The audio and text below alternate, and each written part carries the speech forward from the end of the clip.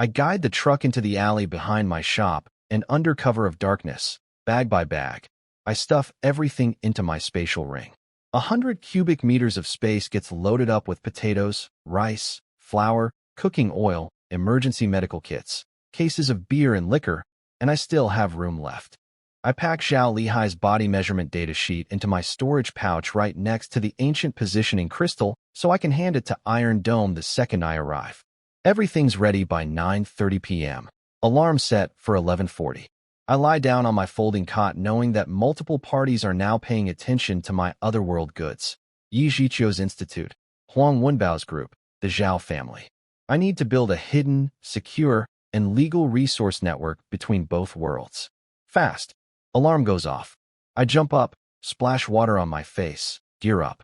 Beast tooth necklace around my neck, positioning crystal in my hand. Phone says 11:58. Close eyes. Wait. Midnight. Consciousness off. Eyes open and immediately something is wrong. It's cold. Not fresh mountain morning cold. Underground too near about to become a skeleton cold. Damp, dusty, pitch black darkness in every direction. I squeeze the positioning crystal. Nothing. Not even a tingle. The three-layer glow that usually hums against my palm is completely dead, like something is suppressing it. I try again. Nothing. First time ever the crystal has failed. My heart starts hammering. I pull out my flashlight from the spatial ring and click it on. The white beam cuts through the darkness and reveals a massive ruined palace. So big the flashlight can't even reach the far walls. The place is covered in murals, but every single one has been destroyed. Slashed by blades, scorched by fire, smashed by brute force. Faces of carved figures have been chiseled off. Animal heads have been chopped away. This wasn't random destruction. This was ritual. Someone did this with hatred. Broken stone pillars lie everywhere like fallen giants. The ceiling is lost in blackness above me. The entire place is sealed shut. No doors, no windows, no exits. But somehow air is still flowing normally. I search every wall. Tap every stone. Check for hidden mechanisms. Nothing. Solid rock everywhere. So here's my situation. Positioning crystal is dead. No exit exists. And I'm trapped in what appears to be an ancient cursed palace that someone really wanted to erase from history. Options. I could kill myself to trigger a forced return to reality. That's the nuclear option. Otherwise, if I just wait one real-world day, for days here, the automatic pullback should kick in. Problem is I have no idea how long I've already been here. Just as I'm running through worst-case scenarios, my flashlight sweeps across a wall and catches something. An irregular groove cut into the stone. Too precise to be natural. Definitely man-made. I stare at it, and something in my brain goes ping. That metal medallion. The ancient one I found at the bottom of the dragon's nest storage pouch ages ago. I dig through my pouch and pull it out. Hold it up to the flashlight beam. Shape, size, edge curves. Perfect match to the wall groove. I line it up, take a deep breath, and push it in. The entire wall starts shaking. Dust rains down from the ceiling. The wall splits open like a stone mouth. The medallion pops back out and clatters to the floor, and behind the wall is a pitch-black tunnel stretching into nowhere. Cold air blows out carrying the smell of dust and ROT. I pick up the medallion, stand at the tunnel entrance, and stare into the darkness for a very long time. Every horror movie I've ever watched is screaming at me, do not go in there. But there's literally nowhere else to go. Deep breath. Step forward. The tunnel goes on forever. Both walls are covered in more destroyed carvings and text, all unreadable. My footsteps echo off the stone in a way that makes it sound like someone is walking behind me. After about 10 minutes, I start seeing bones on the ground. First just a few scattered pieces. Then more. Then more. Then the entire tunnel floor is carpeted with skeletons. Every step produces a sickening crunch of dry bone that echoes through the silence. My palms are soaked with sweat. My heart is trying to escape through my ribcage. But I force myself to keep walking because there's no other option. Worst case, I die and wake up back in my shop. Not the most comforting motivational speech I've ever given myself, but it'll have to do. The deeper I go, the weirder the bones get. First section, normal human-sized skeletons. Fine. Expected. This is a bone tunnel. I've accepted my life choices. Middle section, winged skeletons. Massive wing bones spreading out from rib cages like fallen angels. Then horned skeletons with curved horns still wearing fragments of metal rings. Then skeletons with arms and legs twice the thickness of humans. This wasn't just a battle. This was a full-on fantasy world war. Then the monster bones show up. There's a snake skeleton over 10 meters long coiled in the middle of the tunnel, most of its ribs chopped apart, with a rusty sword still jammed into its skull, just casually sitting there. Like decoration. The ground is littered with broken weapons and armor fragments, snapped swords, crushed shields, twisted spearheads, cracked chest plates. Some are rusted to garbage. Some have weirdly maintained their metallic shine but are covered in hairline fractures. At first I'm tiptoeing around everything trying to be respectful. After 5 minutes, I give up. There's too much. You literally cannot walk without stepping on ancient war debris. Then my inner scavenger goblin awakens. I spot a sword that's still holding its shape. Rune engravings on the blade, bone material handle. Nobody's using it. Nobody's been using it for probably thousands of years. I put on my work gloves and start looting. Broken sword? Yoink. Dented shield? Into the ring. Half a chest plate? Don't mind if I do. Big monster bones? Only the premium chunks. My spatial ring is still half empty, and these materials are definitely not ordinary metal. The dwarves are gonna have a field day examining this stuff. As I go deeper, the bone count actually decreases, but the quality goes way up. The last few skeletons are terrifyingly well-preserved and massive. One humanoid skeleton is over 3 meters tall with 4 horns on its skull, each horn carved with dense patterns that glimmer under my flashlight. Next to it lies a two-handed greatsword in perfect condition. No rust, no cracks, dark gold blade gleaming with cold light. I squat down to grab it and nearly throw out my back. This thing weighs over 100 pounds. I use both hands and every ounce of strength just to lift the handle. Into the ring it goes. The tunnel ends at a half-open stone door. I squeeze through sideways and enter a circular chamber the size of 2 basketball courts. A dozen complete skeletons lie on the floor, each one different and bizarre. One is especially slender and delicate with vine-like patterns carved into every bone. It immediately reminds me of Celine the elf. My chest tightens for a second. But the weapons in here? Chef's kiss.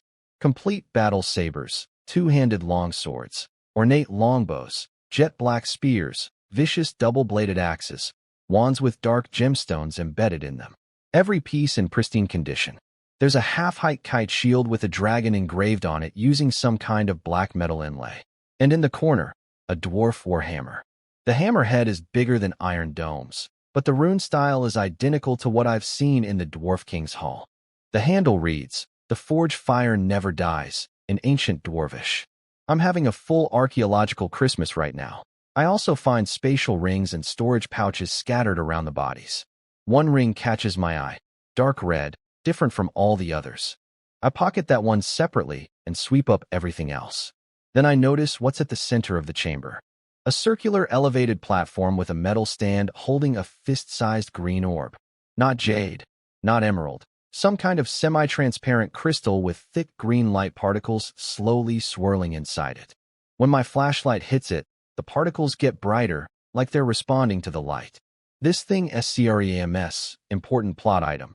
I clean out every last piece of loot on the floor, weapons, armor, even the runic horns which I PRY off the skulls, sorry dead guys, and then approach the orb. My hand reaches out. The instant before I touch it, a wave of absolute terror slams into me from the platform. Ha ha ha ha, a voice explodes inside my skull. Ancient. Insane. Cackling. I freeze solid. My clothes are instantly soaked with cold sweat. After countless ages, just as I was about to perish, a living being finally arrives. The voice echoes through my brain like it owns the place. Once I absorb your vital essence, I'll have enough time to break the final seal. The heavens have not forsaken me. A pressure like the entire universe just decided to sit on my chest crushes down on me. My knees buckle. My teeth are chattering uncontrollably. Sweat is pouring off me in rivers. I try to speak, but all that comes out is a pathetic whimper. I'm thinking, okay, this is it. I'm dying again. At least I'll respawn back in my shop. Then the voice suddenly stops. Huh, confused now. Wait, that's not right. How can you be this weak? Someone this pathetically weak cannot possibly pass through the 4 races combined seal. Weaklings literally can't enter this place. It's impossible. Human, I'm starting to find you interesting. The crushing pressure eases slightly. I grab the edge of the platform and wheeze like I just ran a marathon underwater. Are you a person or a ghost? I gasp out. Don't scare people like that. Don't you know I'm a coward? You're quite amusing for a human, the voice says, actually sounding entertained. Do you not know who I am? How would I know if you're a person, a ghost, or a what? Interesting. You don't know who I am, and you still dared to come here. You think I wanted to come here? I ended up here by accident. By accident? Impossible. The voice sounds genuinely baffled. The seal outside was placed by the 4 greatest races of the continent working together. Anyone below a certain power level physically cannot enter. You're a human who hasn't even reached beginner level. You couldn't touch the seal's threshold, let alone break through it. This makes no sense. Yeah, buddy, welcome to MY Life. I teleport randomly from another dimension. My targeting system has 0 quality control. Last week, I landed on a beach. This week, I landed in your cursed prison. It happens. But I can't exactly explain interdimensional travel to an ancient sealed evil entity, so I keep my mouth shut. No matter, the voice turns ice cold and hungry. Weak is weak. I'll take what I can get. For races, I will have my vengeance. When I break free, I will lead my armies to invade Aldous once more and annihilate you all. Now become my nourishment. A horrifying suction force yanks me onto the platform. I slam into the metal stand hard enough to knock the wind out of me, and then something starts pulling my life force out of my body. I can feel it leaving. My arms go cold. My vision blurs. The flashlight falls from my hands and clatters to the floor. Well, this is death number. I've lost count. I close my eyes. Fine. Die, respawn, try again. Just gonna hurt a little. Then something warm flares up. In the middle of all this freezing death energy, something inside me, or on me, suddenly wakes up, radiating heat like a tiny sun igniting.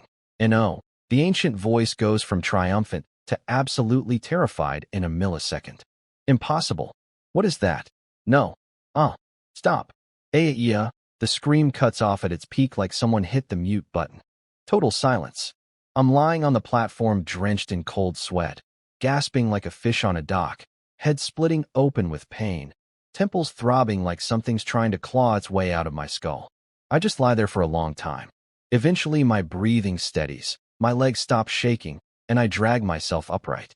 The terrifying voice is gone. Completely. Like it never existed. What just happened? Something on my body. The beast tooth necklace? The medallion? Something else? Scared an ancient entity so badly it screamed and died. An entity that was sealed by 4 entire races working together. An entity that talked about leading armies to conquer the continent. And something on little old Chung Dong, the guy who can't even complete a basic combat aura cycle without his elbow getting stuck. Something on me made that thing go, nope, and evaporate. I have so many questions and 0 answers. I pick up my flashlight. The metal stand is covered in dense cracks from base to tip. I reach for the green orb, and the instant my fingers touch it, a wave of cool, refreshing energy floods through my entire body, refilling everything that was just drained. It feels like drinking ice water after walking through a desert for a week. Incredible. I lift the orb off the stand. The second it separates, the metal stand lets out a crack and crumbles into gray powder. The green orb sits in my palm. Its internal light particles now brighter and pulsing with a slow rhythm, like a heartbeat. Into the spatial ring. VIP corner. Do not mix with the regular loot. I search the entire chamber one more time hoping for an exit. Nothing. Solid walls everywhere. I bang on them with my entrenching shovel. All rock. So I sit down next to the platform, pull out compressed biscuits and water from my ring, and settle in to wait for the automatic return timer. Hungry? Biscuit. Thirsty? Water. Sleepy? Lean against the wall and nap in a room full of ancient warrior skeletons. This is my life now. When I get bored, I practice my combat aura. Sit cross-legged, circulate the energy the way Iron Dome taught me. It's actually gotten stronger since I first learned. I can feel the warm current clearly without even closing my eyes now. I push it through my arms 3 times, and it still catches at my elbow joint, but the stutter is getting shorter each time. Progress. I inventory my haul. Multiple unopened spatial rings, finely crafted. Weapons that are better than dwarf-made. That special dark red ring. The dark gold greatsword that weighs as much as a person. Runic horns. The ancient dwarf war hammer. And of course the mysterious green orb. Iron Dome is going to lose his mind when he sees this stuff. After what feels like forever, I'm dozing against the wall when the familiar white light finally blooms from my feet upward. Finally. Flashlight off. Eyes closed. Consciousness out. Wake up in the storage room. Check body, fine. Check items, all there. I sit on the edge of my cot and think. For races sealed that thing together. For races, elves, dwarves, humans, beast folk. That's exactly four. The most powerful, intelligent races on the Aldous continent all joined forces to lock away one being. And I, a random interdimensional commuter with the combat. Power of a wet napkin, somehow teleported inside the seal, accidentally triggered the entity, and then something on my body scared it to death before it could eat me. The medallion from the dragon's nest opened the tunnel door. Was that a coincidence too? What I asked that medallion? I flip open my notebook and write down everything. When I finish, I lean back, close my eyes, and whisper two words to the ceiling. That was insane. The Aldous continent is truly full of wonders. Morning. Tax office. The lady behind the window stares at my 7 million yuan declaration form like I just handed her a ransom note. Business is that good, Boss Chen? You just opened and you're already moving this kind of money. I slide over the bank statements with the calmest face I can manage. Got lucky. A few big orders. Everything's documented. She stamps everything, hands me the receipt, and says nothing more, but her eyes are screaming. This man is either a genius or a criminal. Lady, if you only knew I'm running an interdimensional import-export business with dwarfs, you'd need a whole new form. I walk out, stand on the steps, look up at the sky, and think. Too many complications in this country. Need to clear my debts and get overseas fast to set up a proper cover story. Next stop, warehouse hunting. I drive my rented box truck out to the suburbs and check 3 places. I pick the one at the far end of the storage district. 480 square meters, 6-meter ceilings, electric roller door, basic shelving, good ventilation. The manager is a bald 50-something dude chewing beetle nut, mumbling through the contract terms like his mouth is full of marbles. 32,000 a month, 3 months deposit plus 1, 6-month minimum, utilities on you. I sign. I transfer. Key goes in my pocket. I now have a staging area for my cross-dimensional logistics empire. Back at the shop, reality check time. My entire legal income so far is one transaction, the Zhao family armor deal. 7 million sounds great until you subtract taxes, debt repayment, and warehouse costs. I'm left with maybe $1 million, and at the rate I'm buying supplies for each crossing, 10,000+ per trip, that money's gonna evaporate. I need this shop to look like an actual business. Right now it's just a money hole with a fancy name on the door. Solution: go overseas. Pretend to source exotic crafts and specialty goods from foreign markets, and smuggle the otherworld items in with the legitimate imports. That way I'll have customs records, shipping receipts, supplier invoices, a complete paper trail. If this business scales up, nobody can poke holes in it. I write, overseas trip, in my notebook and underline it twice. Afternoon. The door chime rings. Yi Zhiqiu walks in. Same gray hoodie, black pants, canvas briefcase. She glances at the elven silver candlestick and dwarf metal vase I put on display, grabs a water from the fridge, drops 2 coins on the counter. Classic Yi Zhiqiu entrance. We end up standing outside the shop door smoking cigarettes and watching the street. There's an antique fair happening at the exhibition center next door, so foot traffic is decent. I decide to poke the bear, casually, while flicking ash. Ms. Yi, those ancient texts your institute found in South America. Any connection to known Earth civilizations? Cuneiform? Oracle bone script. Her cigarette hand pauses mid-drag. Long silence. Then she takes a slow pull, exhales, and speaks in the flattest voice possible. No connection whatsoever. Completely independent. No evolutionary lineage traces back to it from any known civilization. Not Egyptian. Not Sumerian. Not Indus Valley. Not Oracle bone. Not Mayan. Nothing. She looks at me. It's an independently evolved symbol system, but its linguistic structure is extremely mature. Not primitive at all. It looks like a writing system that developed over thousands of years. Our linguistics experts spent 6 months analyzing preserved symbol clusters and concluded that its grammatical structure doesn't match any Earth language. We haven't found the match yet. It cannot be matched within any known linguistic framework. She pauses. That's why we're called the Unknown Ancient Civilization Research Institute. Some things may simply not be Earth civilizations. I take a drag. Say nothing. She stubs out her cigarette, picks up her briefcase, nods at me, and leaves. I watch her disappear around the corner, and the pieces click together. She's not interrogating me anymore. She's showing her cards. Her institute already knows this stuff isn't from Earth. They're not going to expose me. They want to use me as their access point to these non-Earth artifacts. I went from being investigated to being recruited, and nobody even asked me to sign anything. Evening. I'm loading the truck when a black Audi A8 pulls up. Grandpa Zhao gets out with his cane, Zhao Lihai trailing behind him like an obedient golden retriever. The old man walks through my shop at glacier speed, examining everything, until his eyes lock onto a decorative longsword in the corner. See, when I brought back those 3 armor sets from the Dwarf Kingdom, I also brought 3 matching swords, 2 long, 1 short. Zhao Lihai bought the armor and 1 longsword. The other 2 I stuck in the corner as decoration. Never even put prices on them. Grandpa Zhao parks himself in front of that longsword and basically enters a trance. Reading glasses on, fingers tracing the vine engravings, examining the forging lines. Zhao Lihai sees this and immediately pulls me aside. My grandpa has this thing about ancient weapons. Sees something good and he can't walk away.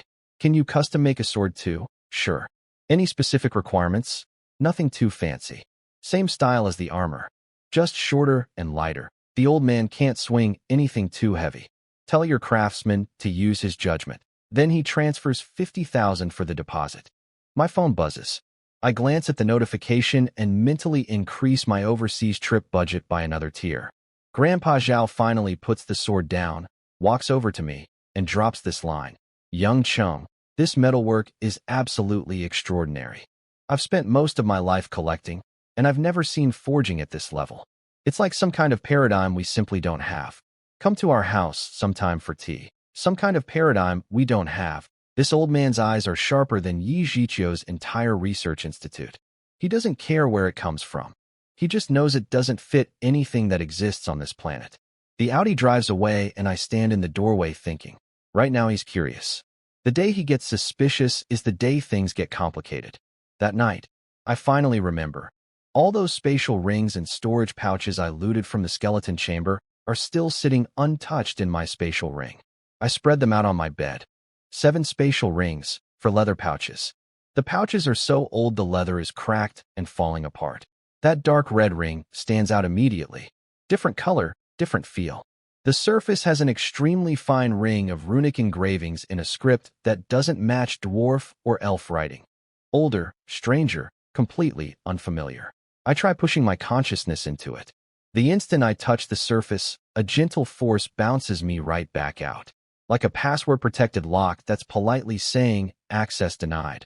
I try the other 6 rings and 4 pouches. Same result across the board.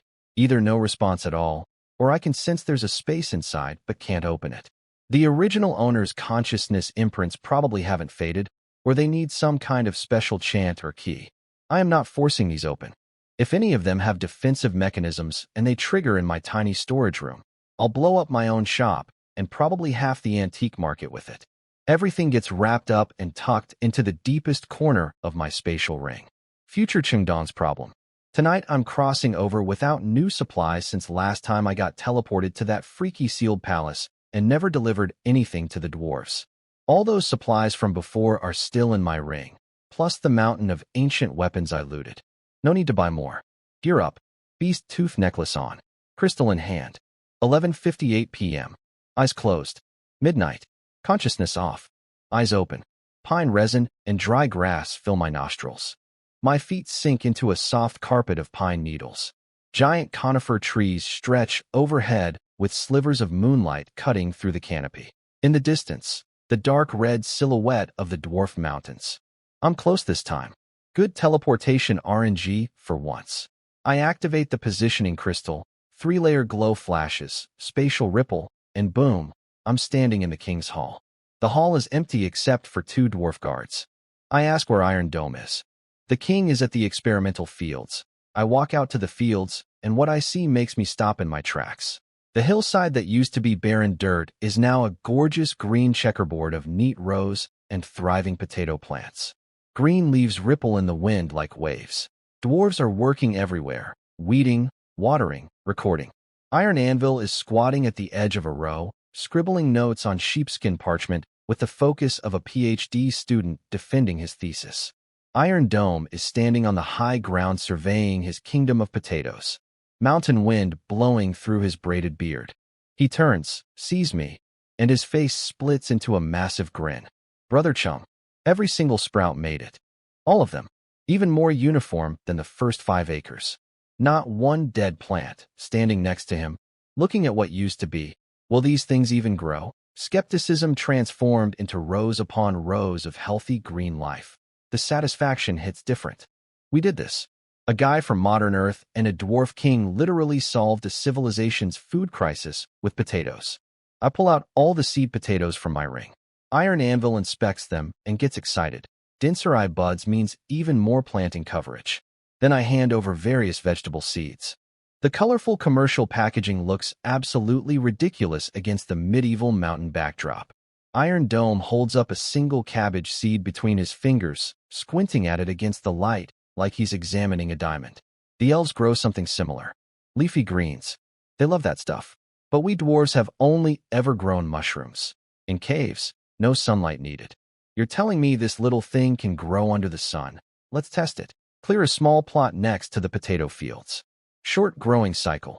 Cabbage can be harvested in 1 month. If it works, dwarves won't just have potatoes, they'll have salad. Iron Dome hands the seed bag to a young dwarf miner and pats him on the shoulder. The young dwarf cradles that bag of seeds with the solemnity of a man carrying explosives. His face says, I will protect these vegetable seeds with my life. Back in the king's hall, Iron Dome calls for Iron Anvil and Iron Stone. They show up fast.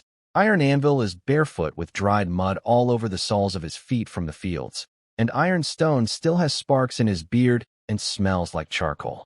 He was clearly dragged straight from the forge mid-hammer swing. I place the item on the stone table. The ancient dwarf wore hammer. It lands with a deep, heavy thud that echoes through the hall, not the sound of ordinary metal hitting stone. Something resonant. Something old. Iron Dome and Iron Anvil both step forward simultaneously, hands hovering over the handle without touching it. They hesitate. Pull back. Hover again, like they're afraid it might bite. Iron Anvil leans in until his nose is practically touching the metal surface. Magnifying lens on. His scarred, calloused, burn-marked hands. Hands that have forged thousands of weapons. Gently trace the rune patterns with the tenderness of a man touching a holy relic. He murmurs to himself, reading the ancient symbols, and then his eyes reach the forging inscription at the base of the handle. He reads it. He goes rigid. His face transforms from concentration to pure shock, the kind of shock that says, this thing should not exist. This warhammer was forged by my ancestor. Iron Anvil's voice is literally trembling. The toughest dwarf craftsman I know, hands that have forged thousands of weapons, is standing there shaking like a leaf. This forging inscription, the forge fire never dies, Khazir Ironstone's hammer. It's the exact same format as the inscription on the hammer my father passed down to me. That family symbol at the end, only direct bloodline descendants can engrave it. This is my family's forging signature. No other craftsman in all of Aldous can forge it. The stone hall goes completely silent. Iron Dome steps forward and stares at the warhammer. I can see emotions churning behind his eyes, but he's forcing himself to stay composed. Iron Anvil is cradling the hammer with red-rimmed eyes like he's holding a lost child. I figure it's time to explain.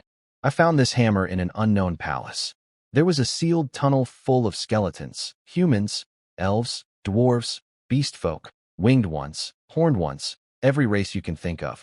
At the end of the tunnel was a circular chamber with about a dozen complete skeletons. The hammer was lying among them. Then I start pulling stuff out of my spatial ring like a fantasy Santa Claus. Ancient dark gold greatsword, clunk on the table. Ornate longbow with vine carvings. Elven style, string long gone, but still gorgeous. Jet black, three-pronged spear made from some bone metal hybrid. Double-bladed axe with beastfolk totems on the handle. A magic wand with dark gemstones. A kite shield with a dragon engraved on it. Each scale individually inlaid. The dwarf elders swarm the table. Even the two guards at the door are craning their necks to see. Iron Dome picks up the dragon shield and taps one of the scales with his finger. This metal is lost to Aldous, he says, voice eerily calm. It's called obsidian steel. Meteorite iron tempered with dragon breath. Lighter than fine steel, but harder. The ancient dwarf records mention it, but the formula and forging techniques were lost 10,000 years ago. This shield has at least 20 dragon scales, each one individually forged and inlaid. 10,000 years. I just casually pulled a 10,000-year-old artifact out of my magic backpack like it was a souvenir from a road trip.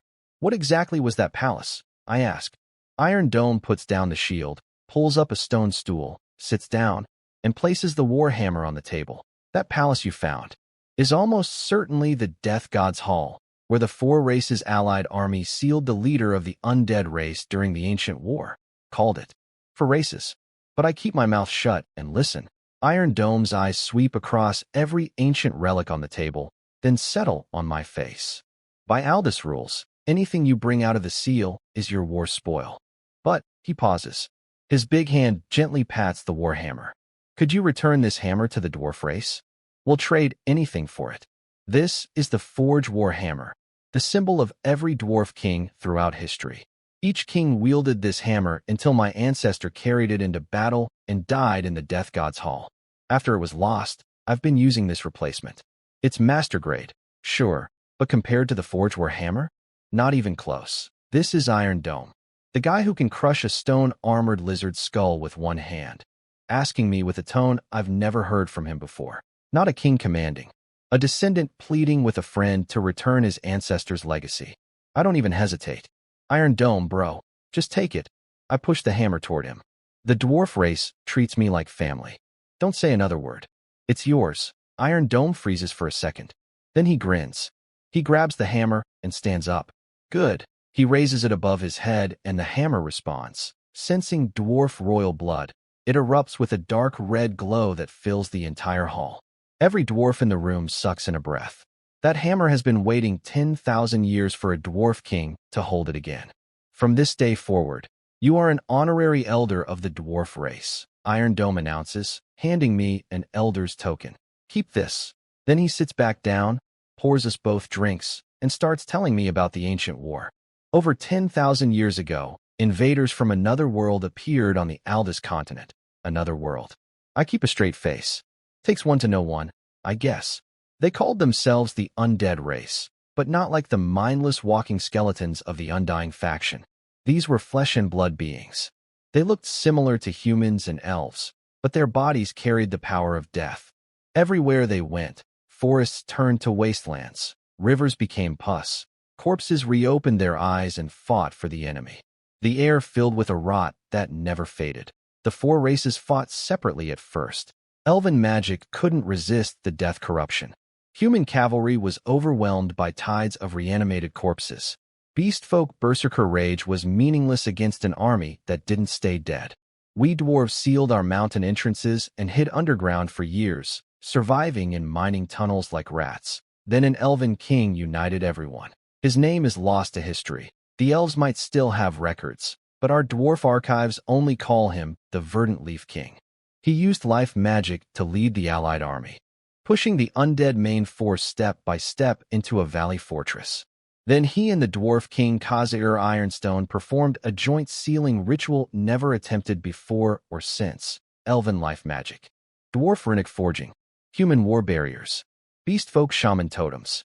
For types of power forced together to create a seal strong enough to lock down the entire fortress. Half the allied army died in that battle. The elves suffered the worst.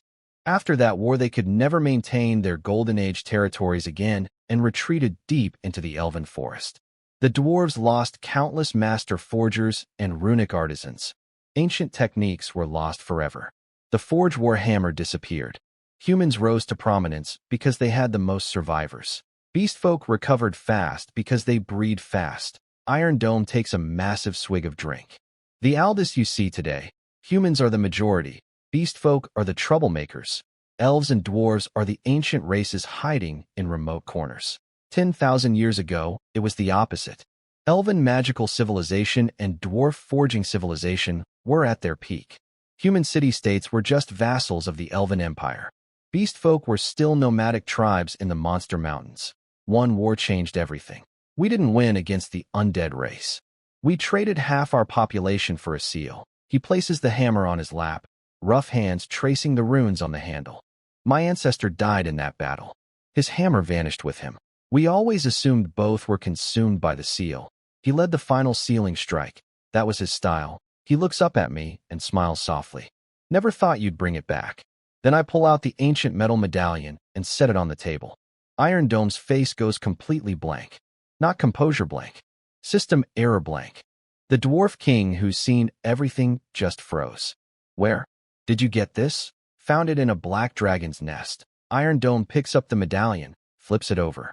On the back, there's a scratch so faint you'd miss it unless you knew exactly where to look. His finger lands on it immediately. I made this mark when I was little, he says quietly. His voice isn't the booming king's voice anymore. It's soft, almost fragile. My father left this medallion on the table. I was playing with a little hammer, imitating him, and I struck the medallion by accident. Made this scratch. Father didn't scold me. He just laughed and said, "This medallion might be passed down to me someday. So leaving a mark early wasn't so bad." He turns the medallion over in his hands. That was the last time he smiled at me. After that, he never came back. Oh God. My chest is physically hurting right now. Iron Dome's father had this medallion. His father went missing and the medallion ended up in a dragon's nest. Now I've brought it back along with the ancestral war hammer from the sealed tomb where his grandfather died 10,000 years ago. He pushes the medallion back toward me. My ancestor died in the Death God's Hall. And now, thanks to you, I finally know my father's last trail. The war hammer in the Death God's Hall. My father must have been searching for it when he disappeared. Iron Dome stands up and places both hands firmly on my shoulders. The dwarf race owes you a debt that can never be repaid. Every elder in the hall stands. Iron Anvil is clutching the ancestral war hammer with red eyes, but this time, he doesn't look down. He stares straight at me. The elders silently bow. I have never been in a situation like this. I don't know what to say. I don't know what to do. My fingers are nervously rubbing my knees, and after an eternity of scrambling for words, I finally blurt out, "Can you guys please stop looking at me like that? You're scaring me." Iron Dome picks up the medallion one more time, studying it for a long while. Perhaps your arrival in Aldous was not an accident. Perhaps you were chosen. He places the medallion back in my hand. This medallion has already bonded with you. Since you could use it to open the sealed door, it's accepted you as its owner. The ancestral spirits of Aldous have no objections. Keep it safe. And keep all those ancient divine weapons too. I hold the medallion. Cool metal against my palm. I think about the moment I pressed it into that wall groove in the dark. If it hadn't bonded with me, maybe that door would never have opened. And I pulled this thing out of a dragon's storage pouch and tossed it in my bag without a second thought, completely unaware that it had been waiting for me. I hand over all the food and supplies I brought. Rice, flour, oil, liquor, everything. Plus, all the broken weapons and armor scraps from the tunnel. Everything goes to the dwarves. I give Ironstone Zhao Lihai's custom armor specifications. He hands me the finished batch of armor, weapons, and jewelry I'd ordered before. Then Iron Dome orders the good stuff brought out. This is Black Rock Spirit, the dwarf royal family's private reserve, aged over 100 years. The liquid is ink black and so thick it barely sloshes in the copper mug. Only opened for the most sacred occasions. Iron Dome fills my cup, fills his, raises it high. To my ancestor, to my father, to every warrior who fell in the ancient war, and to you, Chung Dong, my brother, who brought back the Forge War hammer, the symbol of our people. I look around the hall at every dwarf face. Iron Dome, the unstoppable warrior king. Iron Fury, the 400-year-old grand elder who gave me his father's ring. Iron Anvil, the greatest forge master alive, hugging the ancestral hammer like a child reunited with a lost treasure.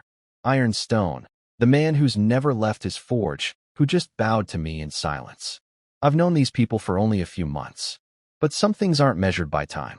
I say nothing. I raise the cup. I drink it all.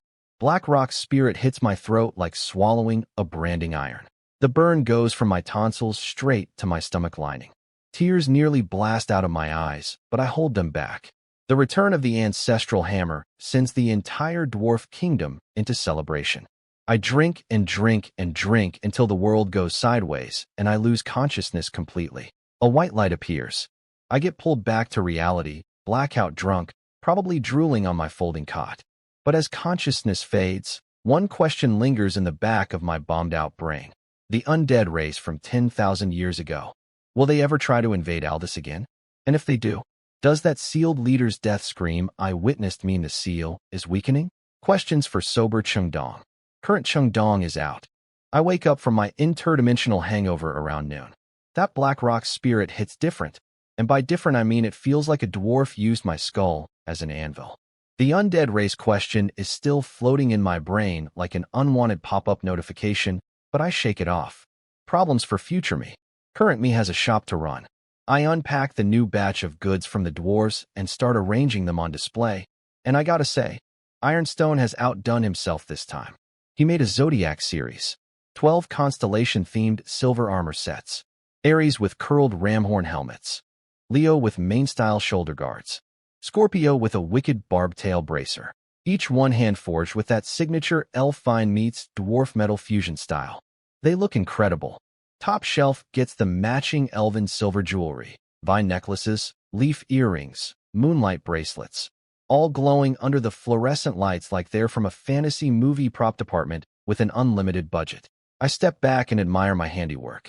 This shop has come a long way from the days when mineral water and instant noodles sat next to elven armor like some kind of interdimensional convenience store. Now the daily supplies are shoved into a corner and the prime real estate is all fantasy craftsmanship. I even hung a hand-painted wooden sign on the wall. Private custom, hand-forged, approximately 15-day production cycle. Look at me. A real businessman. The next 2 weeks settle into a beautiful rhythm. Days, run the shop, take orders. Nights, teleport to Dwarf Kingdom, deliver supplies, pick up finished custom goods. Rinse, repeat, profit. Then the COS exhibition happens and everything explodes. Zhao Lihai and Xiaolei organized a cosplay exhibition in the capital's anime scene, and Yunqi wore one of my elven silver armor sets on the main stage. Under the spotlights, the silver plates reflected this ethereal halo, and the camera flashes from the audience literally never stopped. Zhao Lihai stood next to her holding that decorative greatsword looking like the world's happiest bodyguard, completely unaware that his role was accessory to the pretty girl. The photos hit the internet, and the comment section went nuclear. Has to be CGI. Must be Japanese custom work. Then one metalworking expert wrote an entire essay analyzing the forging patterns and engravings, concluded it was definitely not machine-stamped, and tagged a bunch of ancient weapons restoration influencers. Xiaolei, marketing genius that she is, casually dropped a DM for pricing in the comments. Her inbox didn't stop buzzing all night. Within a week, 7 or 8 groups of customers showed up at my door. Cosplay celebrities, cold weapons collectors, girls who just wanted the elven jewelry. My favorite encounter? This couple. Purple twin-tailed girlfriend picks up a vine necklace, holds it up to the light. Babe, does this look good? Would it match that white dress I bought? Her boyfriend is standing right there, but his eyeballs are magnetically locked onto the Scorpio armor set, specifically that barb-tail bracer. And he's responding on pure autopilot. Looks great. Yeah, super pretty. She sees he's not even looking at her, follows his gaze to the armor, and smacks his arm. Hey, where are you looking? I asked about the necklace. He snaps back like a man waking from hypnosis. Huh? Oh yeah, it's beautiful. You look great in everything. Eyes already drifting back to the armor. She rolls her eyes into another dimension, gives up on him, and turns to me. Boss, I'll take the vine necklace, leaf earrings, moonlight bracelet, and the tricolor crystal ring. Wrap them up before I can even grab a bag. Boyfriend sprints to the Scorpio armor. Boss, how much for this? I want it. 132,000. Hand-forged, 15-day custom period. 15 days?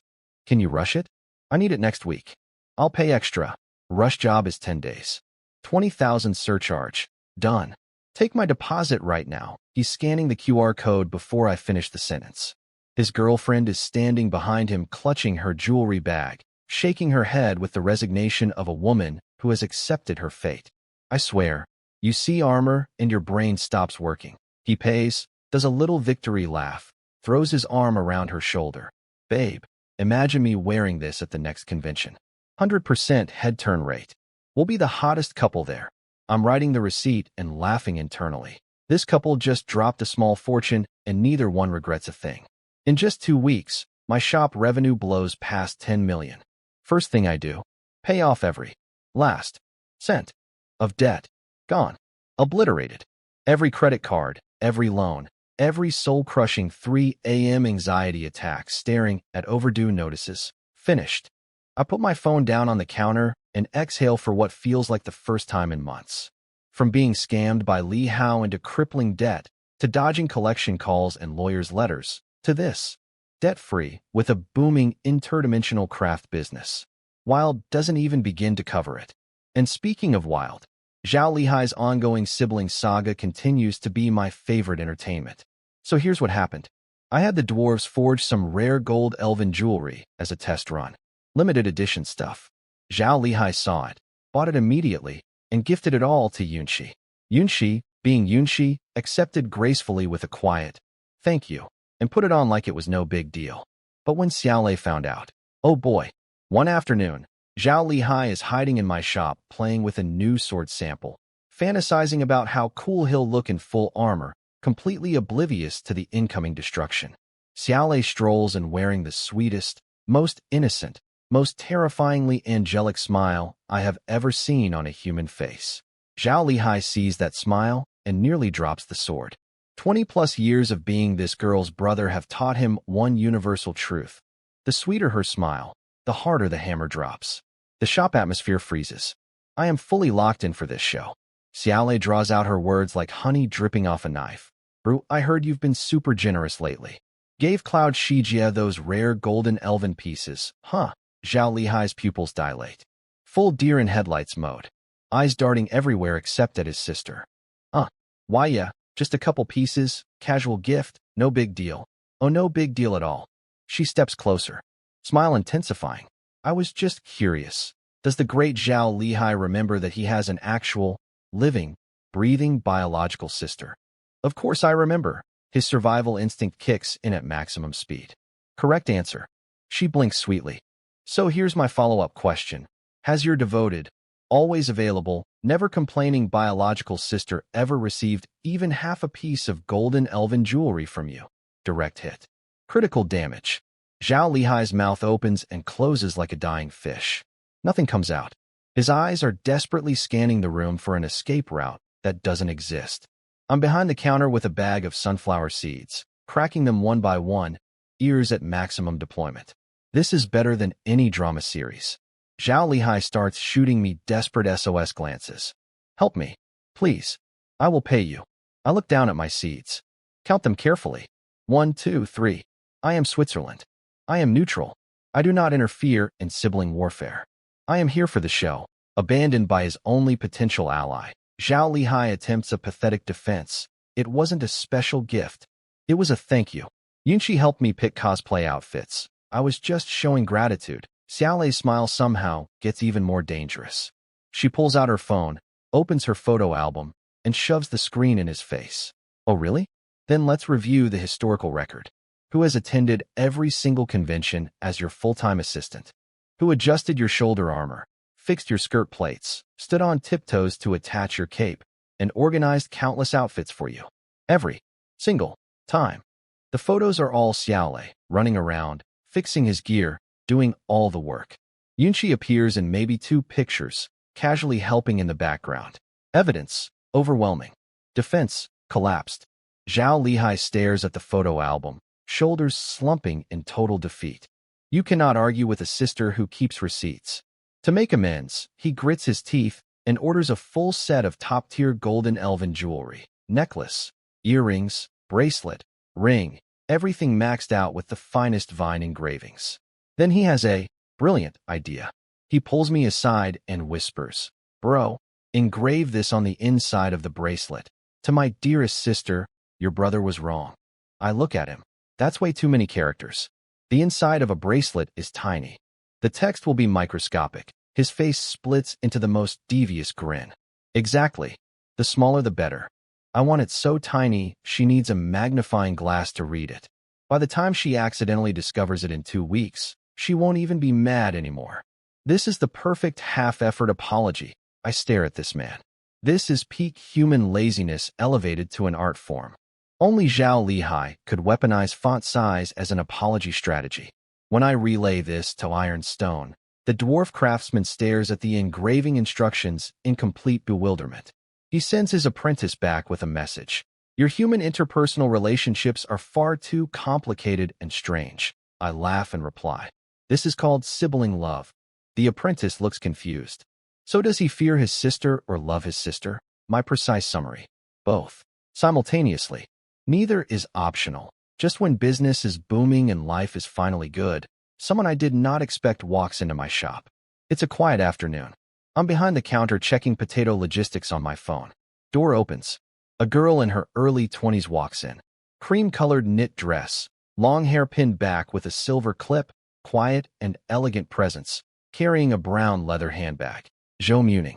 She drifts through the shop at a leisurely pace, eyes resting on each item without rushing or judging, just appreciating, like she's visiting a gallery. She stops at the jewelry display case.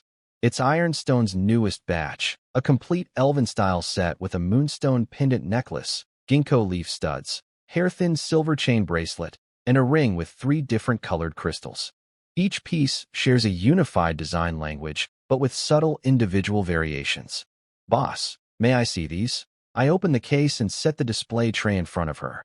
She picks up the moonstone necklace and, instead of holding it up to her neck like every other customer, flips it over and runs her finger along the solder joint on the silver setting. This girl knows what she's looking at. This solder point isn't electric welding, she observes. Correct. Pure handwork. Every piece individually forged. No machine processing. She nods, picks up the bracelet, holds it to the light. The hair-thin silver wires glow softly, the twisted patterns impossibly uniform. I've never seen this wire drawing technique before, she says thoughtfully. The wire was drawn and then twisted with at least 3 strands, each under equal tension, and then annealed after twisting. You'd need decades of experience to achieve this. I am genuinely shocked. Plenty of people can spot hand soldering, but identifying the annealing step? That's someone who's actually studied how jewelry is manufactured at the metallurgical level. She tries on the bracelet and ring, smiles softly, and then casually points at everything left on the tray. I'll take the full set. One of each. Necklace, earrings, bracelet, ring. Then she walks to another shelf. Picks up a pair of dwarf silver hair clips. These 2. Then 2 decorative pieces, an elven floral candlestick and a dwarf warhammer paperweight. These 2. Her shopping style is completely different from anyone else. No price questions.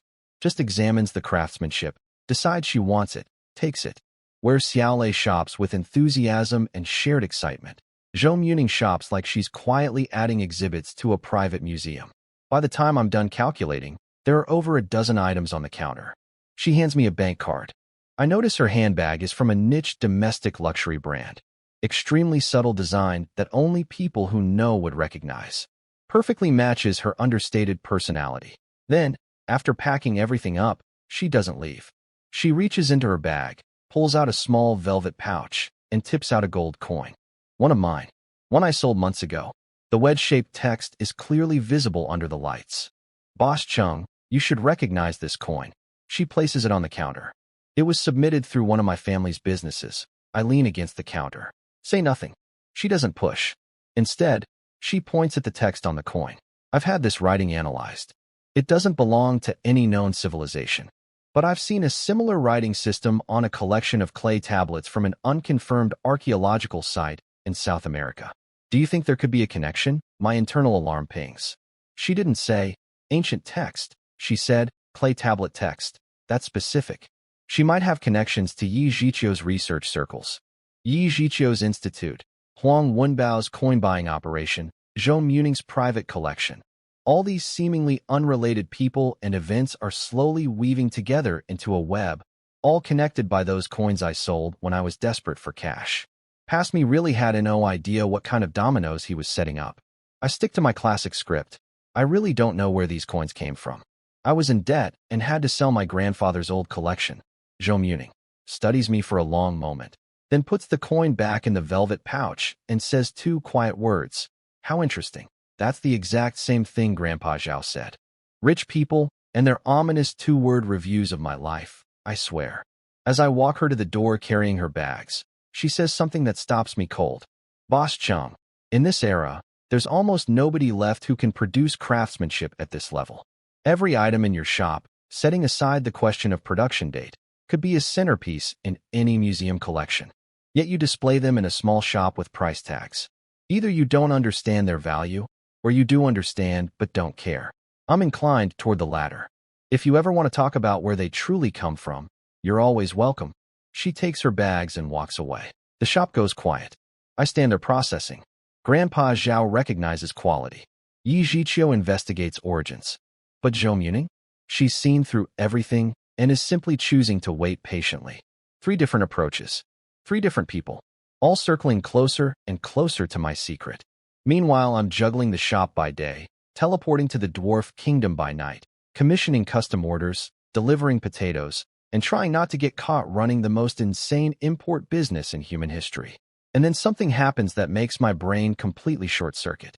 I'm driving my little cargo truck to the warehouse to pick up seed potatoes, a completely normal, boring task, when my truck decides to have a breakdown on the side of the road. I pull over, pop the hood, and while checking the engine I glance at the sidewalk and see a live drama unfolding in real time. It's Zhou Muning, the quiet, sees through everything jewelry expert from my shop. She's standing there in a sleek business suit looking like she'd rather be anywhere else on planet Earth.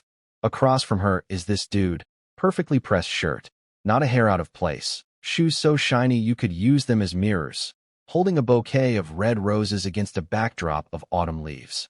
Very cinematic, very romantic, except it's the most one-sided romance I've ever witnessed. This guy is performing a love confession to a woman whose face says, "I am being held hostage by politeness." The dude, Zheng Ziming, is doing that. Classic rich boy speech where he sounds like he memorized it off a template. Muning, I've pursued you for as many years as I've known you. I remember all your preferences. I know you collect wedge script gold coins, so I attend every domestic auction, and I've had overseas friends contact South American auction houses for you. He lifts his chin with this self-satisfied look, like he just presented the world's most impressive resume. Other guys only send flowers and gifts. I put in real effort. Give me a chance. I'm leaning against my truck dying inside. This man thinks chasing down gold coins equals understanding a woman. She cares about historical significance and ancient civilizations, and this guy's takeaway was, she likes shiny round metal things, I should buy more. Peak missing the point energy. I'm minding my own business adding water to my radiator, absolutely not part of this scene, when Zhou Muning's eyes scan past Mr. Self-Absorbed and land directly on me. Like a drowning person spotting a life raft. Before I can process what's happening, she walks around Zheng Ziming mid-sentence, clicks over in her heels, and latches onto my left arm with both hands. Full girlfriend lock. Her body angles to block his line of sight. I can smell her perfume. This is not a drill. She whispers in my ear, "Help me out. Pretend to be my boyfriend." My brain. Excuse me, what? I came here to move potatoes. I am a potato logistics specialist. How did I get promoted to fake boyfriend in the span of 3 seconds? She gives me 0 processing time, turns to face the shell-shocked Zheng Ziming, and fires. Zheng Ziming, stop wasting your time. This is my boyfriend. We've been together for a while now. Please stop bothering me. 2 sentences. Clean kill. Surgical precision. Zheng Ziming's face shatters. He looks me up and down like I'm a specimen under a microscope, and his shock transforms into pure contempt. This man has decided in approximately 0.4 seconds that I am beneath him. He tosses his rose bouquet onto the hood of his luxury car with this casual, "I own the world" gesture. Muning, don't joke around. You've used the bring a friend to block me trick years ago. You're doing it again. He shoves his hands in his pockets, looking down at us from his tower of superiority. Even if you don't want to accept me, you didn't have to grab some random nobody to fool me. I'm standing here thinking, Yeah, I'm ordinary, but at least I'm not so annoying that a woman would grab a literal stranger off the street just to get away from me. That's a level of repulsive you achieved, buddy. Zhou Muning grips my arm tighter. Last time was an act. This time it's real. We've been seeing each other privately. There's no reason to lie to you. Zheng Ziming raises an eyebrow, smile dripping with condescension. He turns to me.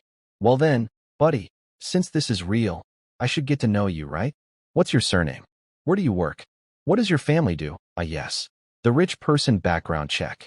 Because love is apparently a job application where net worth is the only qualification. I keep my voice level. Surname's Chung. I run a small shop. A shop? He snorts like I just told him I sell seashells by the seashore. Entrepreneurial. So is it a chain or a street side stall? Annual revenue. How many properties in the capital? How many cars? Every question is a financial comparison dressed up as small talk. This man evaluates humans exclusively by asset spreadsheet. I almost laugh out loud. Just a small handicraft shop. Just getting started. No chain. No property. No car. His face lights up with vindication. Called it. He turns to Zhou Muning with fake sympathy dripping from every syllable. Muning, you heard him. No house. No car. Shop just starting out. Nothing to his name. And you're telling me this is the person you're seriously dating? Our families go back generations. My background, connections, capabilities. Where am I lacking? You reject me and choose this. Even if you don't want a relationship, don't embarrass yourself with someone this ordinary. People will think your standards dropped. Everything he says is dressed up as concern, but it's all about proving his own superiority. I care about you. Means, I can't believe you'd choose someone without a balance sheet. Zhou Muning's eyes fill with disgust. She opens her mouth to respond, but I beat her to it. Something in me just clicks. Mr. Zhang, houses, cars, income, and assets only measure a person's wallet. They can't measure character, vision, or sincerity. He turns to me, face going stiff. Muning didn't reject you because you're poor, the exact opposite. You grew up privileged, but all it produced was arrogance, narrowness, and a lifetime of self-congratulating delusion. You only ever give from your perspective. You never understand what the other person actually wants. The more you interrogate, the more you compare, the more you prove that rejecting you was the smartest decision she ever made. Direct hit. Critical. Devastating. His smug grin freezes and then crumbles. Face cycling through green and white like a broken traffic light. He stands there with his mouth open, completely unable to form words, humiliated in broad daylight on a public sidewalk. I don't look at him again. I turn to Zhou Muning. Let's go. I'll walk you out. We walk past his frozen figure shoulder to shoulder. I can feel his eyes burning a hole in our backs. Pure venom. But neither of us turns around. 20 meters later, around a corner, safely out of sight, the tension finally breaks. Zhou Muning immediately lets go of my arm, steps back, and starts smoothing the wrinkles in her sleeve. The commanding presence from 30 seconds ago is gone. Her ears are slightly pink, and she looks genuinely embarrassed. She takes a breath. I'm really sorry about that. Zheng Ziming is the son of my father's old friend. He's been harassing me for years using the family connection. Nothing I say gets through to him. I panicked when I saw you and just grabbed you. I'm sorry for dragging you into it. I spread my hands and laugh. It's fine. Happy to help. I just came out here to haul potatoes and accidentally got cast as a leading man in a rich people drama. Totally normal Tuesday. She relaxes. I owe you one.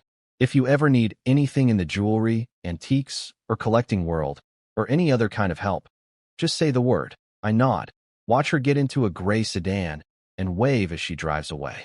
Standing on the sidewalk, I shake my head in disbelief. A few months ago, I was being chased by debt collectors with empty pockets. Now I'm being recruited as a fake boyfriend to fend off entitled rich boys. Life is a comedy. I snap out of it and go back to my potato truck. Potatoes won't haul themselves. Over the next few days, I start planning my overseas trip. First destination, Italy.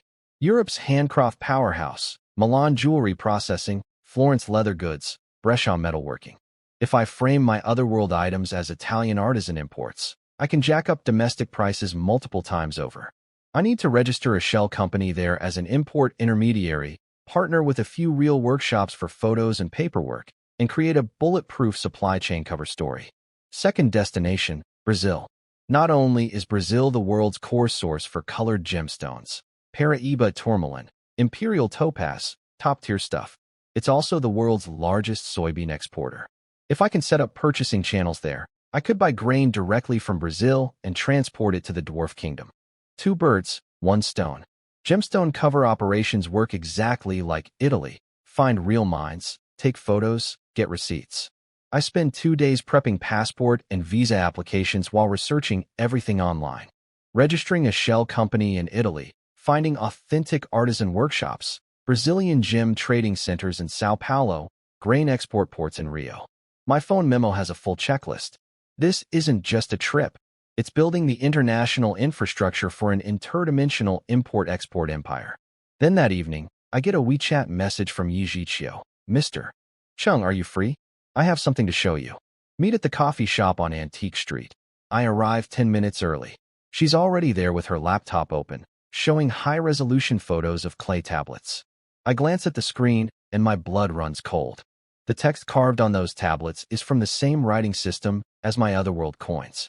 Same family, just more primitive, cruder strokes, more archaic character forms. An earlier version of the same language. Yi Jiqiu taps the screen. These tablets come from the latest excavation zone at the South American site.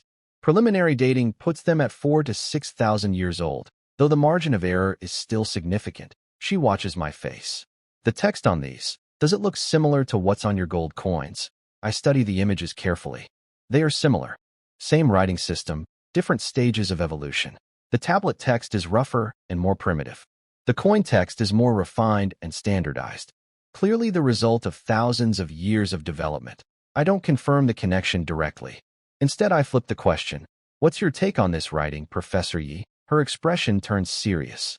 Our institute believes with high probability that this writing comes from an ancient civilization with no historical record whatsoever. And this civilization's technological level far exceeded any known civilization on Earth during the same period. She pulls up another photo. On the back of one tablet, embedded in the clay, is an ultra-fine metal wire, diameter less than 0.1 millimeters, with precisely arranged surface patterns. 4,000 to 6,000 years ago, no civilization on Earth could produce metal wire drawing at this precision.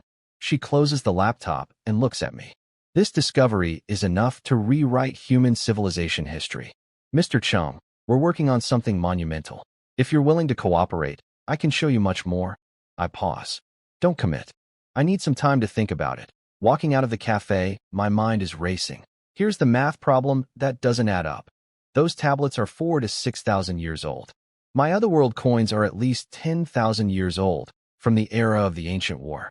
If both texts truly share the same origin, the timeline makes no sense. The older, more evolved text is on another continent in another dimension, and the younger, more primitive version showed up on Earth thousands of years later? How did all this writing end up on Earth? Who brought it here? And why? This is getting way bigger than potato logistics. Back at the shop, Zhao Lihai calls. His grandfather is obsessed with my weapons and armor, talks about them every day, and wants to invite me over for tea to discuss craftsmanship details. Oh, and Grandpa Zhao has a collector friend, an expert in ancient metalworking, who's heard about the treasures and wants to come have a look too. I agree and set it for next Monday afternoon. After hanging up, I think it through. Grandpa Zhao's collector network runs deeper than I imagined. If I can tap into the high-end collector market through him, I'll never have trouble selling Otherworld goods. But the flip side? The more expert the buyer, the sharper their eye.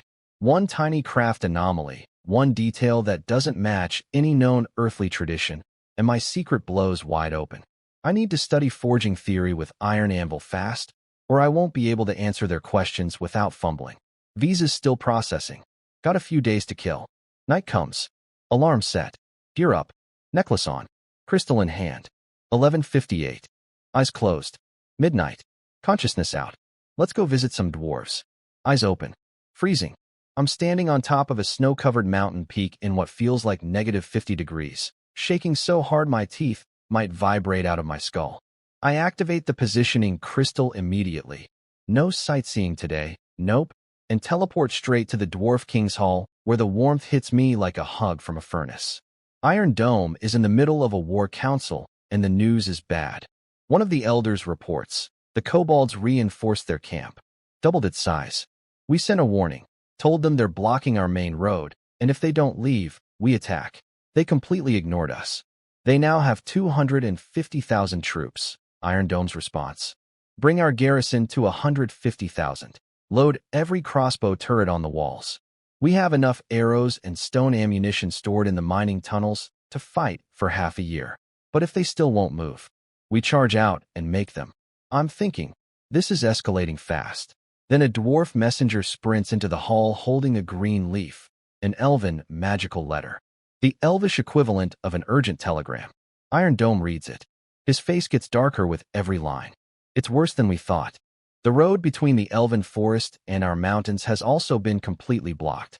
This time it's the Pighead tribe, bigger than kobolds, stronger fighters, better equipment.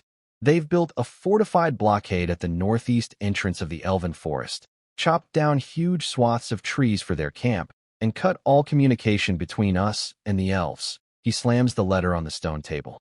We and the elves are in the exact same situation, both trapped in our own territories. Neither can help the other. My heart drops, and I immediately ask the question that's been eating at me. Any news about Celine? Iron Dome reads the last paragraph of the letter, and his brow relaxes slightly. Says here a female elf who was kidnapped by human slave traders escaped and made it back to the elven forest a few months ago. Description matches what you told us. She's recovering from her injuries. I exhale so hard, I almost deflate. She's safe. She made it home. Then Iron Dome reads more and lets out a cold laugh. The human empire has finally stepped in, but not to fight. They sent a royal envoy to mediate between the Diana Kingdom and the Minotaurs, proposing a ceasefire. Minotaurs pull back from the northernmost occupied territory. Diana's army retreats 30 kilometers south, and they create a demilitarized buffer zone in between. They've invited us dwarves and the elves as third-party witnesses. Grand Elder Iron Fury snorts. Since when is the human empire so generous? Diana is their key vassal state. If the Minotaurs win, Beastfolk territory pushes right up to the empire's border. Plus, Diana's northern region is the trade highway connecting humans, dwarves, and elves. War means they lose massive tax revenue. They're not mediating out of goodness. They're protecting their wallet. Iron Dome nods. True. But regardless of their motives, a ceasefire benefits us. If the Minotaurs withdraw, some northern passages reopen and we can trade with the elves again. Grand Elder, send a response tomorrow. We'll participate as witnesses. After the War Council, Iron Dome takes me to the experimental fields and my jaw drops. The potato plants are flowering. Pale purple and white blossoms covering the entire hillside like a painting. Iron Anvil is squatting at the edge of a row, practically vibrating with excitement. The tubers have started forming. 2 more months, and we harvest the first batch. The cabbages, radishes, and pumpkins all survive too. The cabbages are already palm-sized. I spot a few fist-sized baby pumpkins on the vine and squat down to check the leaves. Growth rate is even better than I expected. Turns out earth crops love mineral-rich dwarf mountain soil. Who knew potatoes and pumpkins would thrive in a fantasy world? Back in the hall, Ironstone has the finished custom orders ready. Zhao Lihai's tailored light armor with adjusted shoulders and waist. Grandpa Zhao's custom longsword, shortened by 3 finger widths, 30% lighter, vine-patterned handle with elven-style guard. Gold jewelry pieces, some with gemstone inlays. I inspect everything, flawless as always. That dwarf hand-forged weight and texture is something machines will never replicate. The new batch of 12 Zodiac silver armors is done too. My secret plan: paint them gold back in the real world and sell them as golden holy armor. Anime fans are going to lose their minds. I hit the training cavern for combat aura practice. Iron Dome demonstrates fire attribute aura with the Forge War hammer. One swing at a steel training dummy, and red aura explodes from the hammerhead, leaving a crater. Terrifying. Beautiful. I want that. He tells me to try channeling space aura into a weapon. I sit cross-legged, circulate my energy, and push it into an ordinary dagger. The aura touches the blade and immediately disperses. The dagger sits there looking completely unimpressed. Space attribute is like that in the early stages, Iron Dome size. Keep practicing. Build resonance between the aura and the weapon. Remember the feeling. On the bright side, All this training has actually improved my physical fitness. I used to struggle carrying 50 pounds. Now I can haul nearly 200 pounds of armor and walk for miles without breaking a sweat. The interdimensional gym membership is paying OFF. We drink Golden Spring that evening instead of Black Rock Spirit. Wartime rules. Can't get blackout drunk. We sit quietly at the stone table, each lost in our own thoughts. I'm thinking about Selene. Iron Dome is thinking about war. If negotiations fail, dwarves and elves might have to launch an offensive against the beast folk, which could trigger a full-scale racial war. I break the silence. I'll bring extra food shipments. 100 cubic meters per trip adds up. Iron Dome shakes his head. Food's covered for now. What I really need is for you to establish contact with the elves. I sigh. I've crossed over dozens of times and never landed in elven territory. The continent is enormous and my landing spot is random every time. It's pure luck. We drink a few more rounds. I control my intake this time. Learn my lesson from the Black Rock Spirit incident. Then I excuse myself to go find Iron Stone. I ask him detailed questions about forging techniques, temperatures, hammer patterns, metal grain structures, alloy compositions. He holds nothing back. I'm an honorary elder of the dwarf race and the guy who returned their ancestral warhammer. Ironstone would probably teach me the recipe for his grandmother's mushroom soup if I asked. I memorize everything. I'm going to need this knowledge when I meet Grandpa Zhao's expert collector friend. One wrong answer about forging methodology and my cover story crumbles. Back in reality, life settles into a rhythm. Shop by day, dimensional travel by night. Hoping each crossing lands me in elven territory, it never does. Fielding Zhao Lihai's impatient. Is my order done yet? Calls, and occasionally arguing with Iron Stone about custom order specifications through his apprentice like some kind of interdimensional customer service dispute. I hire a college intern for the warehouse. Just needs to receive deliveries and log them. No questions about where the goods go afterward. The warehouse is stacked ceiling high with potatoes, rice, flour, and cooking oil. My spatial ring gets stuffed to maximum capacity every crossing. The dwarf miners occasionally complain that I switched Ergwo brands. But overall, operations are smooth. Until they're not. Someone notices that my warehouse math doesn't add up. Tons of supplies go in, but the amount coming out doesn't match. Because it's going to another dimension, but obviously I can't put that on the logistics report. An anonymous tipster calls market supervision. Suspected illegal stockpiling or unauthorized goods transfer. Inspectors show up. They find several tons of seed potatoes and a few dozen cases of Ergwo. All perfectly legal. They shrug, remind me about fire safety, and leave. But this is a red flag. I know I can't keep this up forever. A brand new trading company moving dozens of tons of goods with no matching output? That kind of anomaly attracts increasingly serious attention. I consider asking Zhao Lihai for help, but immediately reject the idea. Our relationship is transactional, clean, balanced, no debts. Armor for money, swords for deposits. The moment I ask him for protection, I'm tying myself to the Zhao family. If I go down, they go down. I saw how much they value reputation from the Hu Zhihao incident. Can't do that to them. Instead, I call Zhou Muning. This isn't overstepping. She owes me a real favor, not a business favor, a personal one. The fake boyfriend incident was genuine help that money can't buy. I explained the warehouse situation. 2 seconds of silence on the phone. Understood. I'll handle it. 1 day later. The follow-up inspection? Cancelled. The anonymous report? Vanished. The warehouse manager keeps chewing his beetle nut like nothing ever happened. Not a single ripple. I don't ask how she did it. Some things are better left unknown. I just know I owe her one now, and I'll repay it when the time comes. Her WeChat message arrives shortly after, just 1 line. The warehouse thing makes us even for last time. This scare makes me want to get overseas faster. The sooner I have legitimate international supply chains, the sooner I stop looking suspicious. Monday arrives, the tea appointment with Grandpa Zhao. I prepare 2 dwarf-forged short swords as gifts. Layered forging technique, vine pattern blades, silver wire inlaid guards. Same series as Zhao Lihai's longsword. Purely decorative collector pieces. Zhao Lihai offers to send a car. I decline and drive my rented box truck to the western suburbs. Navigation leads me to a mountain estate. Of course, the Zhao family lives in a literal mountain mansion. I give my name at the gate. Security waves me through.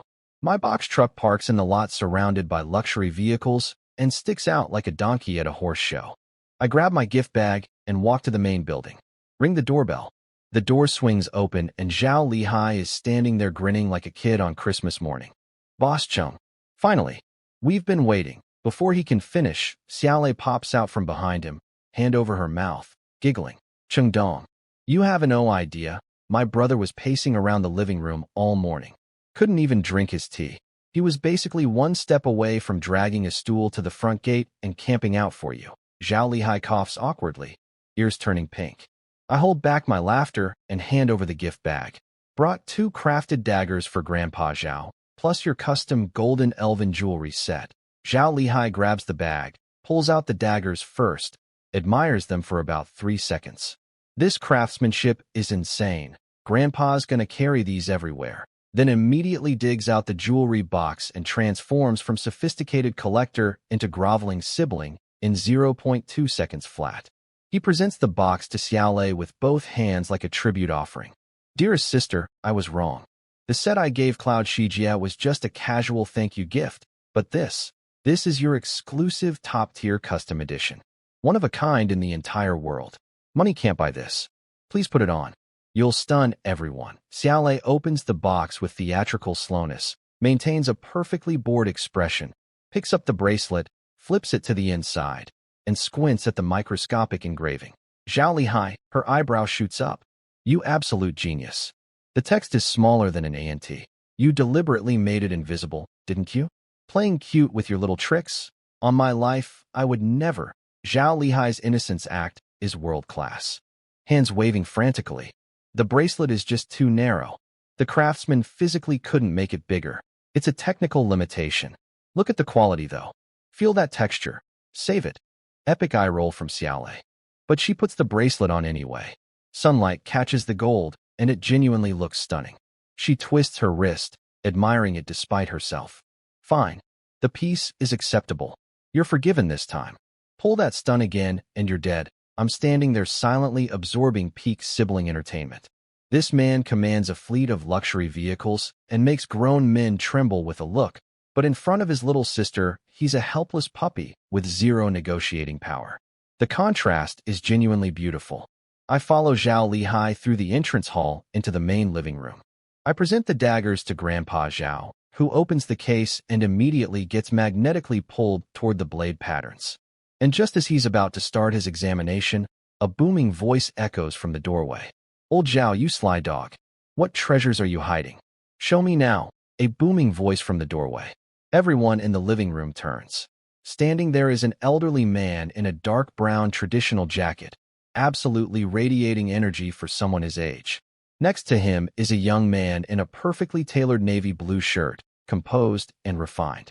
I stare at the old man's face. He looks so familiar, but I can't place him. Then he sees me. His jovial expression freezes. He rushes forward, grabs my hands, and his old eyes go red with emotion. My savior, I've been looking for you everywhere. If it weren't for you, these old bones would be 6 feet under. The entire room goes silent. I'm standing here with a complete brain malfunction.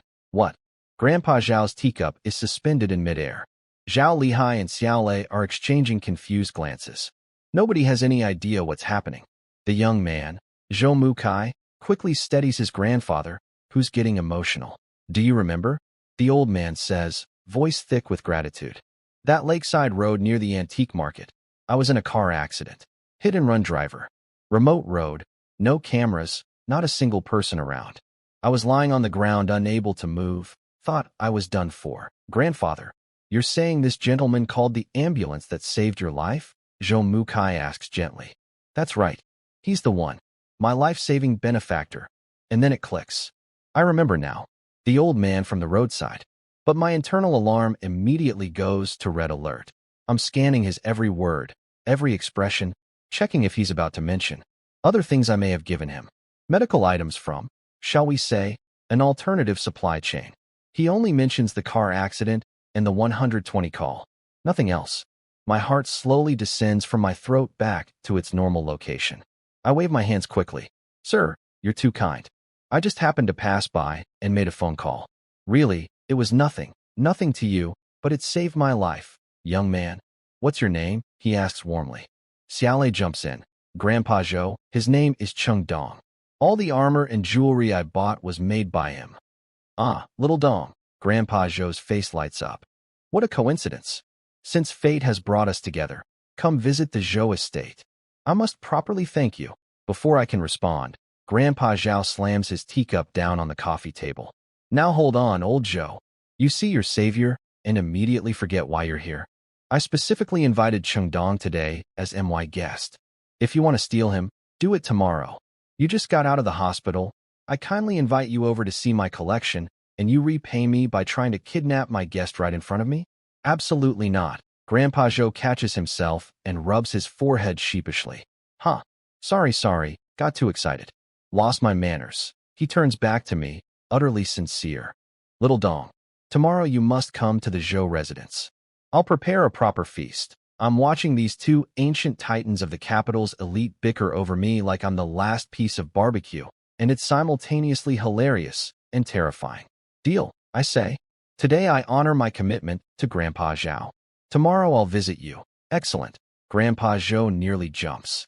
He spins to his grandson. Mukai, get the house ready tomorrow. Proper hospitality for Mr. Cheng. Yes, grandfather. With the scheduling crisis resolved, Grandpa Zhou can't contain himself any longer. All right. Your guest stays. Now show me the goods. I've been waiting forever. Everyone finally sits down. Tea is poured. The two old men descend upon the short swords and armor samples like kids unwrapping birthday presents. Grandpa Zhao has a magnifying glass pressed against the blade, studying the layered forging patterns. Grandpa Zhou is caressing the silver wire inlay on the sword handle, making those TSK sounds that mean an old collector has found something really good. This is where all that forging knowledge from Ironstone pays off. I casually explain the techniques. Those vine patterns aren't carved on after forging. They're formed during the hammering process itself. The craftsman varies the angle and force of each strike to create the pattern in real time. Once it's set, it can never be altered. Grandpa Zhao puts down his magnifying glass, nodding vigorously. No wonder the texture is so unique. Only a lifetime master could achieve this. This transcends simple blacksmithing, Grandpa Zhou says reverently, still clutching the sword.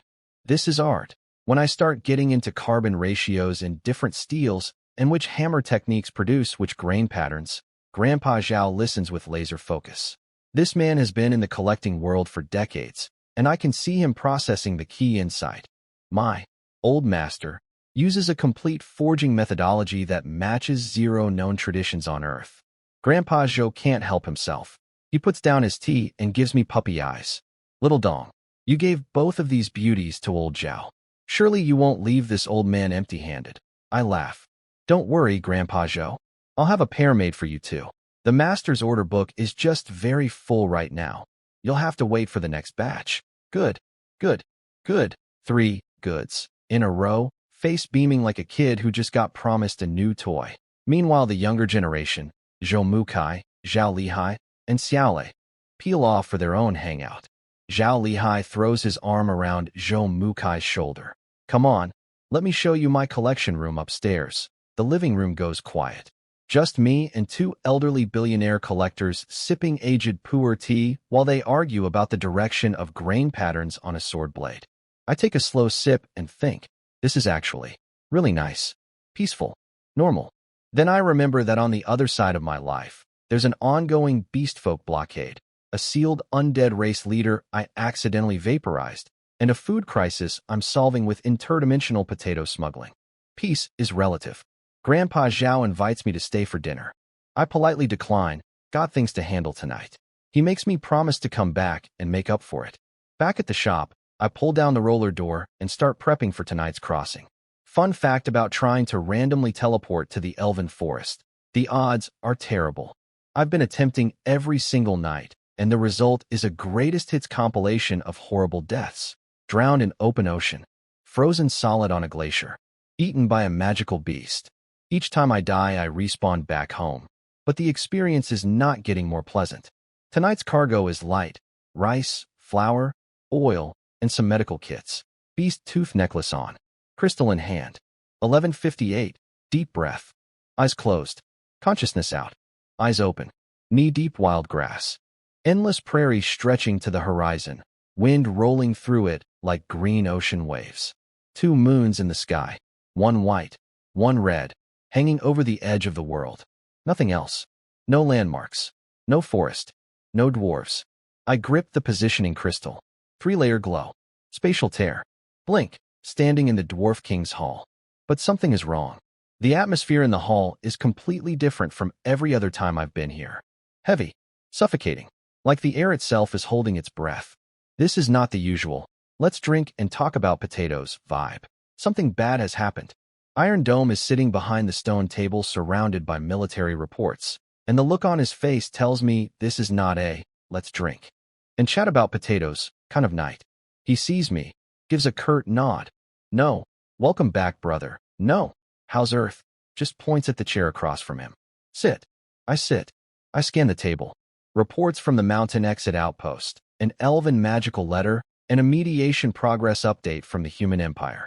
None of them look like good news. "The mediation is going terribly," Iron Dome says, pushing the Empire's report toward me. "The Minotaur tribe has 2 demands. 1. Hand over the Diana Kingdom's crown prince, the guy who hunted and decapitated their chief's son. 2. Pay war reparations so massive it would drain half of Diana's treasury." Diana grudgingly agreed to the money. But surrender their crown prince? They'd rather keep fighting. Both sides have been screaming at each other across a negotiation table for 3 days with 0 progress. I frown. What's the Empire's envoy doing about it? Iron Dome snorts. What can he do? The Empire only cares about its trade routes. The mediation is all for show. Minotaurs won't retreat.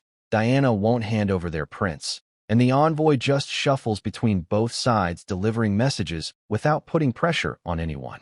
The Empire doesn't want to anger the Minotaurs. A border conflict would cost them real military spending. Losing some trade tax is cheaper than deploying more troops. I stare at the map with its marked blockade lines. But the ones suffering while this drags out are the dwarves and elves. Exactly. Iron Dome's finger traces a line between the dwarf mountains and the elven forest.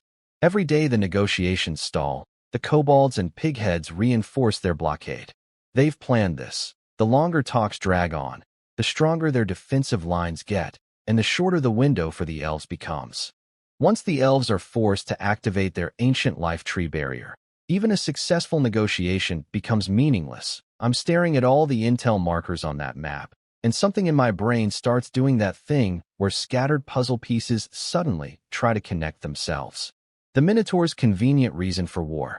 The pighead's suspiciously high-quality equipment.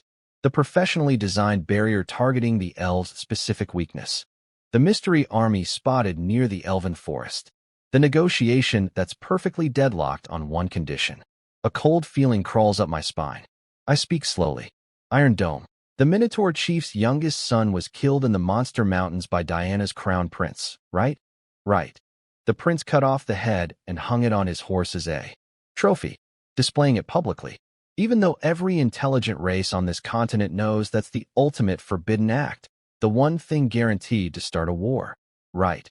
A crown prince. Raised in a royal palace. Educated from birth about diplomacy, consequences, and cross-species taboos. He didn't just kill a chief's son, he advertised it.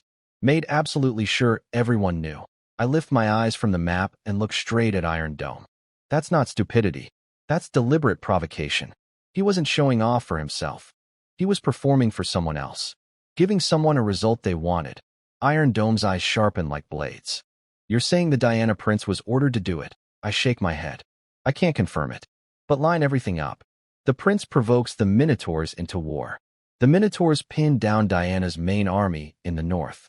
Simultaneously, pigheads and kobolds blockade both the elves and the dwarves. 3 beastfolk forces, coordinated across hundreds of miles, executing a plan that fits together perfectly. I keep going. The pighead's iron armor isn't beastfolk made.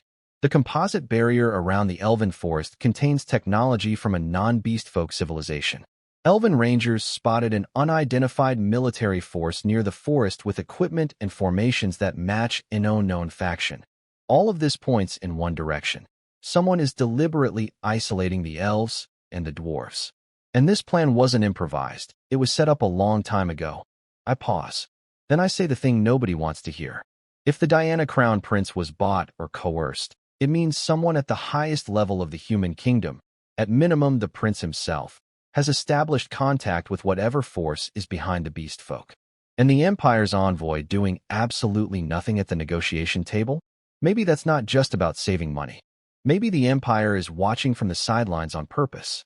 Maybe someone inside the Empire is actively pushing this stalemate. The hall goes dead quiet. Iron Dome says nothing for a very long time. Grand Elder Iron Fury's brow is knotted so tight it might never untangle. The dwarf generals are looking at each other with expressions that say, I really wish he hadn't said that. Iron Dome's voice drops low. If that's true, then we're not just facing beast folk. If the human kingdoms have been infiltrated, and the beast folk are being used as pawns, and the elves are being sealed away, then the dwarves are next, which is why cutting off the food supply to elves and dwarves was not a coincidence. I say, standing up and planting both hands on the stone table. Someone is trying to starve you into weakness before the real attack comes. Whether the negotiations succeed or not, whether the prince was a puppet or not, the dwarf race needs to prepare for the worst case. Double the garrison at the mountain exit. Every crossbow turret loaded. Arrow and ammunition reserves maxed out. If the kobolds attack, the first defensive line has to hold. Iron Dome nods slowly. When you lay it all out like that, the whole picture becomes terrifyingly clear. But I can't confirm anything yet, I say, thinking out loud. I need to get to the Elven Forest. That's where the missing pieces are. The unidentified army, the barrier technology, whatever the elves know that we don't, it's all there. You fortify the dwarf defenses. I'll handle intelligence gathering on the elf side.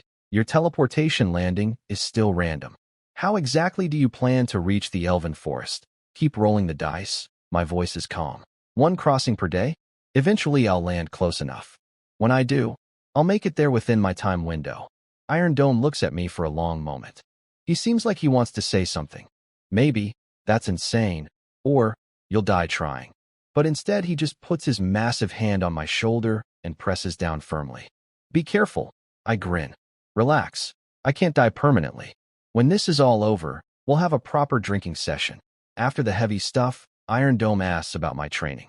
My space combat aura is growing steadily, but honestly, talent-wise, I'm not breaking any barriers. He doesn't push, says cultivation is about patience, not speed. Then he goes all in teaching me practical fighting techniques. Dwarf hammer fundamentals. Power comes from hip and leg coordination, not brute force. Short blade parrying, close quarters grappling. His assessment? My combat aura is mediocre, but my hand-to-hand skills have gotten decent enough to hold my own against an ordinary human soldier. A few months ago, I couldn't fight a house cat. Now I can spar with a soldier. Progress is progress. We have a few drinks, moderate this time, wartime discipline, while I hand over the rice, flour, oil, and medical supplies. We finalize the seed potato varieties for the next shipment. I lie on the stone bed afterward, brain churning through everything. The Diana Prince's too perfect provocation. The coordinated 3-front beastfolk blockade. The mystery army with unknown tech. The Empire's suspicious inaction. All the threads are weaving together into a picture I really don't want to see clearly. Someone, something, is orchestrating this entire continental crisis from the shadows. And the scariest part? I might be the only person positioned to connect all the dots, because I'm the only idiot who commutes between 2 worlds. Somewhere out there, in a forest I haven't found yet, a mysterious army is searching for something. And I have a feeling our paths are going to cross very soon. I get back from the other world, collapse on my cot, and sleep like the dead until afternoon. Wake up, grab the gift bag I prepared for Grandpa Joe, 2 elven-style short swords, and a set of silver jewelry, all proper and respectful, and head to the Joe family estate. I'm walking toward the front gate when a voice hits my ears like a mosquito that won't die. Zheng Ziming. Again.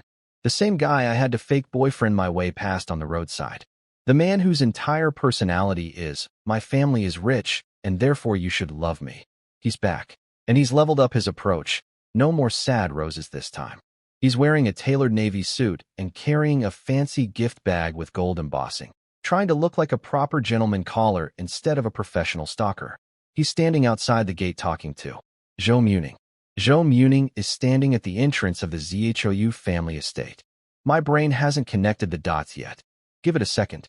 She's wearing a white dress with her hair pinned up by one of My Elven's silver hair clips, looking beautiful and completely over it.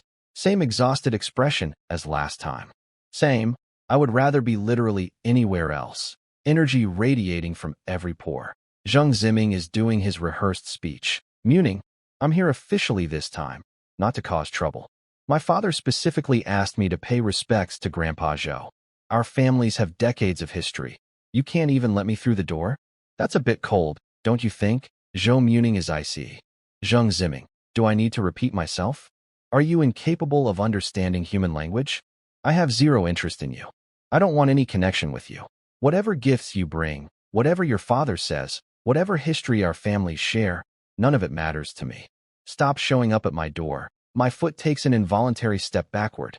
Oh no, I've walked into a sequel. I start doing the world's most casual sidestep, trying to silently retreat and take an alternate route to the gate because I am not getting dragged into this again. Too late. Zhang Ziming's peripheral vision catches me mid-escape. You again. His face goes from rejected lover to pure murder in half a second. I sigh internally. Couldn't even make it 10 meters. But the real horror is happening in slow motion on the other side. Zhou Muning follows Zhang Ziming's gaze, sees me, and her expression goes through the most incredible journey I've ever witnessed on a human face. Phase 1, genuine surprise.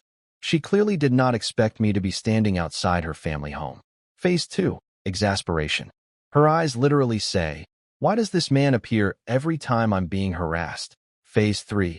All emotions consolidate into a look of absolute determination that sends ice down my spine. I know that look.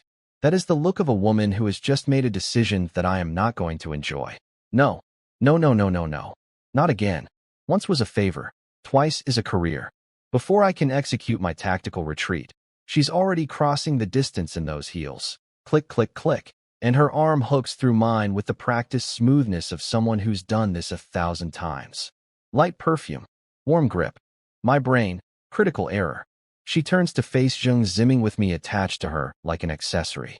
Zhang Ziming, I don't have time for you today. It's not personal. She lifts the arm that's holding mine.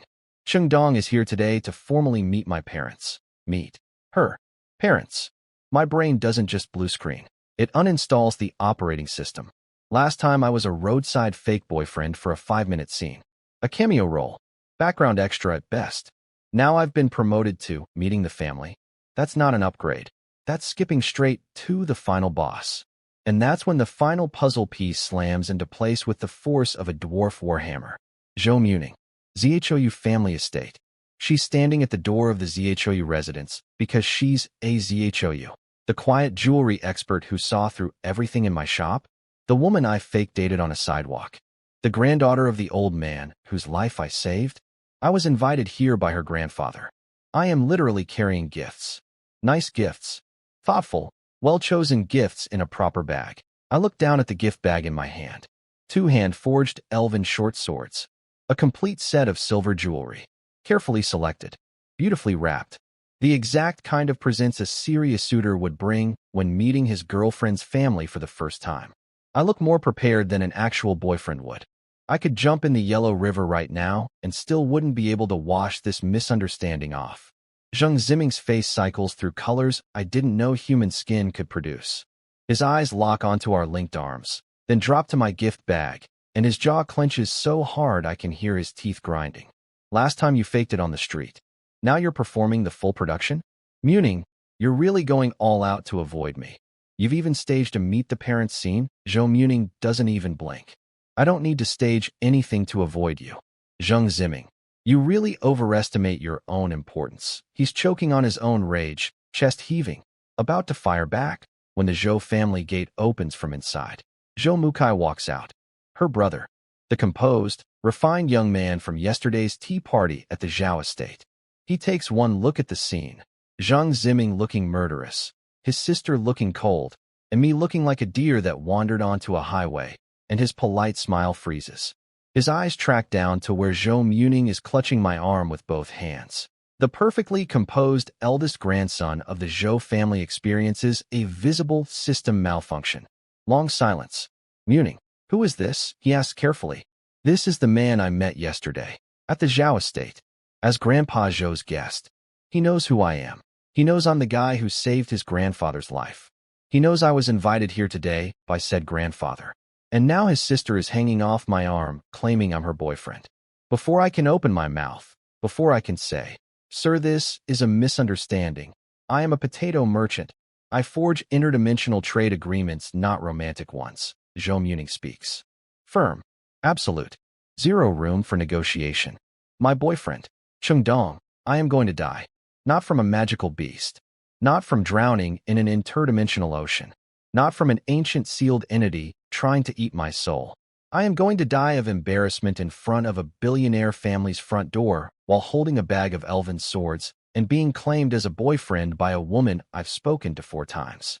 The Aldous continent has nothing on the dangers of the real world. My brain is screaming internally. When did I become your boyfriend? We did one fake scene on a sidewalk. And you're a Zhou? I'm here to visit your grandfather because he invited me.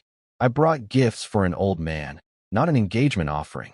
Zhou Mukai's eyes are doing the most intense, what the actual, expression I've ever seen on a well-bred rich person's face.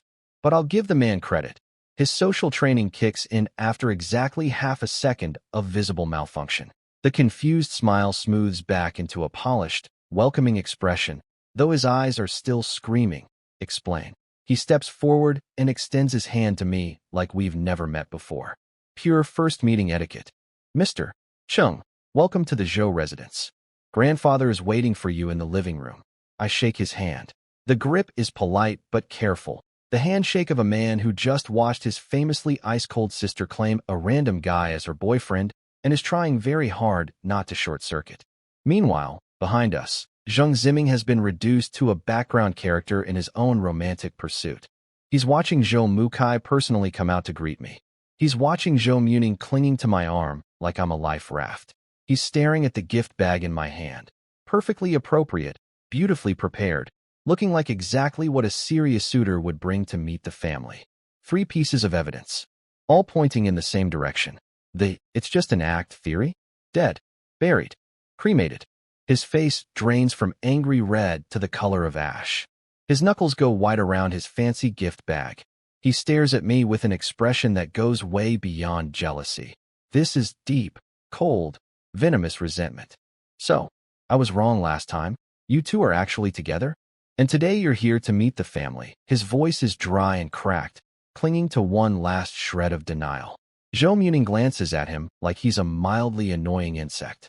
What else? Do you think I'd joke about family matters and use my elders as props to fool you twice? He opens and closes his mouth. Nothing comes out. Every comeback, every snide remark, every ounce of superiority, all of it smashes against the wall of this scene that looks more real than reality. He turns without another word, walks to his luxury car, and slams the door so hard I'm surprised the window doesn't shatter. The engine roars to life, and the car tears away, kicking up autumn leaves that spin through the air behind him like dramatic confetti. But I caught his final look, and it chilled me. That wasn't the face of a guy who lost a romantic competition and moved on. Hu Zhihao had that kind of, I lost, whatever, expression when Zhao Lihai crushed him. Zheng Ziming's look is different, deeper, colder, more obsessive.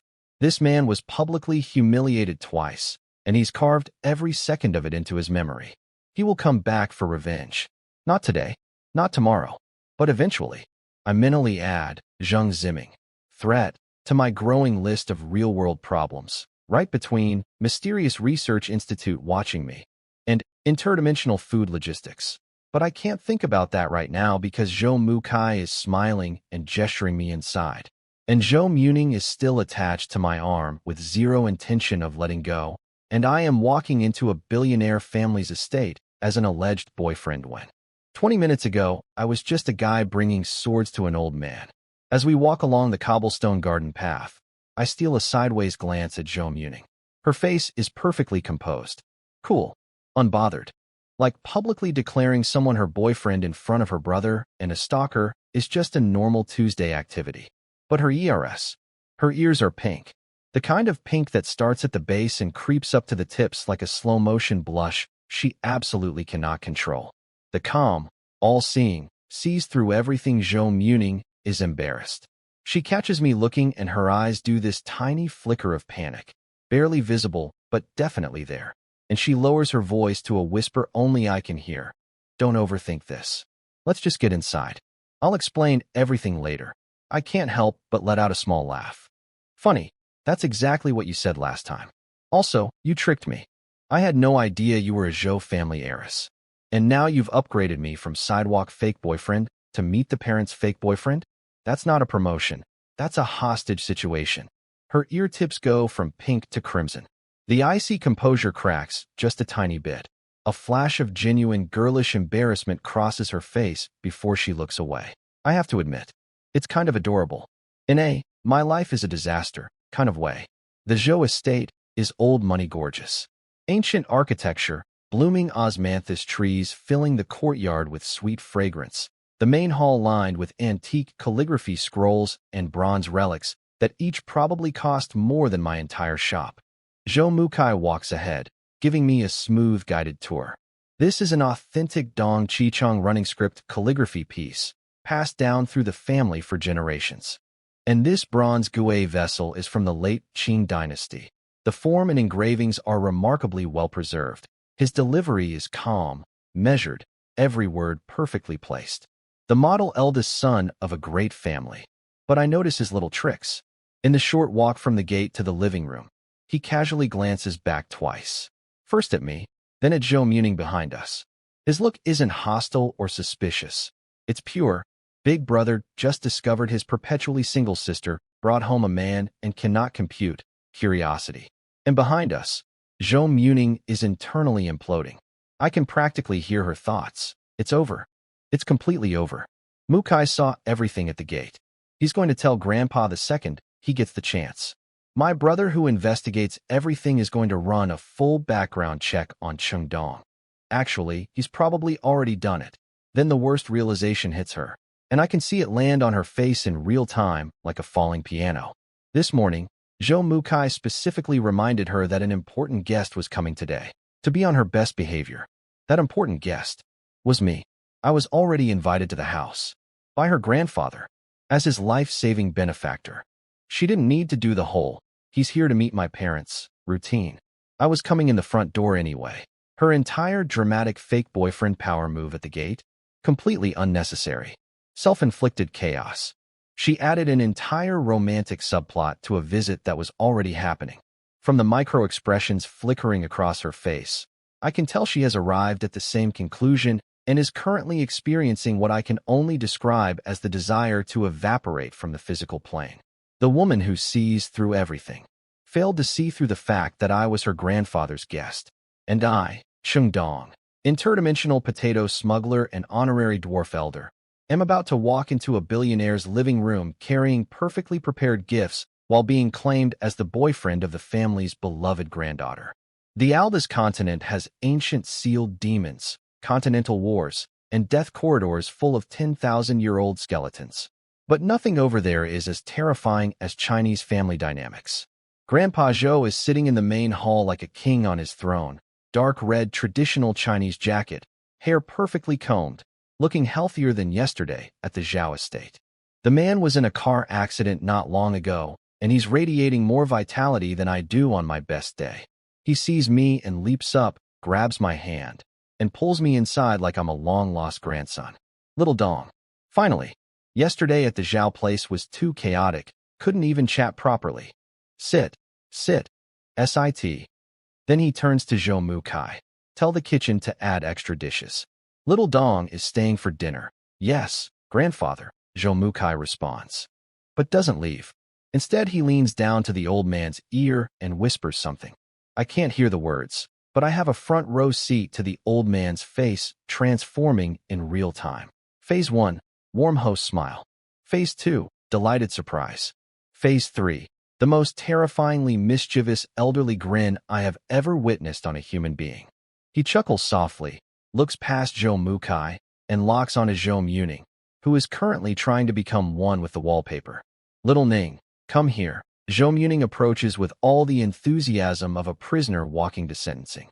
Gone is the composed, all-knowing Ice Queen. She's been replaced by a girl who just got caught with her hand in the cookie jar and is experiencing every stage of grief simultaneously: embarrassment, regret, denial, and finally, total surrender. Grandpa Joe pulls her to his side, positions me on his other side, and now he's sitting between us like a matchmaker who just hit the jackpot. He pats my hand with one palm and holds his granddaughter with the other, beaming like the sun. Little Dong, I've lived a long life, and I've never seen anything this perfect. I owe you my life, and you turn out to be my granddaughter's boyfriend? This isn't coincidence. This is destiny. I open my mouth. Nothing comes out. I glance at Zhou Muning. She's staring at her own fingertips like they contain the secrets of the universe. Her ears are so red they might actually be generating heat. You sneaky girl, Grandpa Zhou scolds her lovingly. Got yourself a boyfriend and didn't tell the family? If your brother hadn't informed me, I'd still be in the dark. He slaps his knee, getting more excited by the second. I was planning to set you up on blind dates. Pick out some nice young men. Turns out that was completely unnecessary. Zhou Muning shoots me a laser glare that translates precisely to, don't say a word. Just ride this out with me. I receive the message loud and clear, grab my teacup, and take the longest sip of tea in human history. I am an innocent bystander. I am furniture. I see nothing. I know nothing. Over by the door, Zhou Mukai has his polished smile perfectly in place, but the corners of his mouth are twitching with barely contained joy. This man is living his best life watching his little sister squirm. He quietly pulls out his phone, and I catch this from the corner of my eye.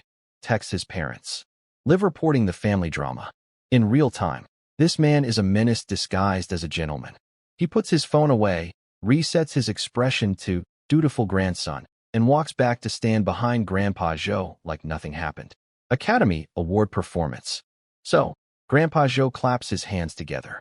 How long have you two been together? Tell Grandpa the truth. We both answer at the exact same time. Me. Not long. Zhou Muning. Quite a while. Two completely contradictory answers crash into each other midair and fall to the ground in pieces. We look at each other in pure panic. Zhou Muning scrambles. It's hard to define exactly. The timeline is unclear. I nod frantically. Right? Can't really pin it down. Memory's fuzzy. Our coordination is so bad that any normal person would see through it in 2 seconds flat. But Grandpa Zhou's brain is running on pure, destined match energy, and he interprets our fumbling as shyness. He laughs even harder. Well, since you've been together this long and things are stable, shouldn't we start thinking about marriage? I nearly spit tea across the room. I slam down the cup, hands waving wildly. Grandpa Zhou, that's way too fast.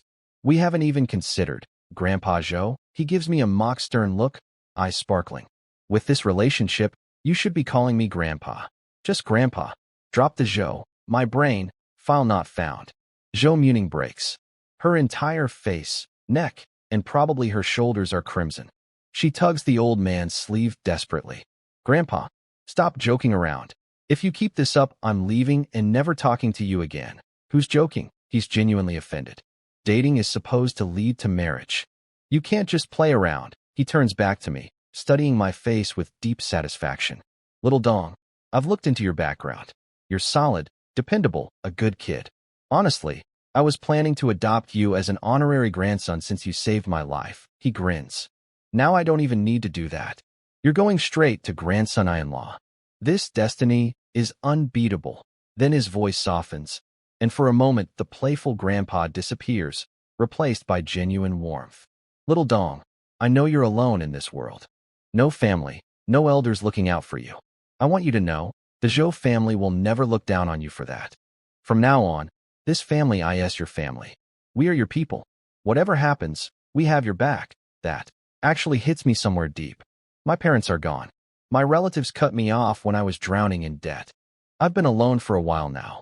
Hearing an old man say, "We are your family," with complete sincerity. But before I can process that emotion, Grandpa Zhou is already giving orders.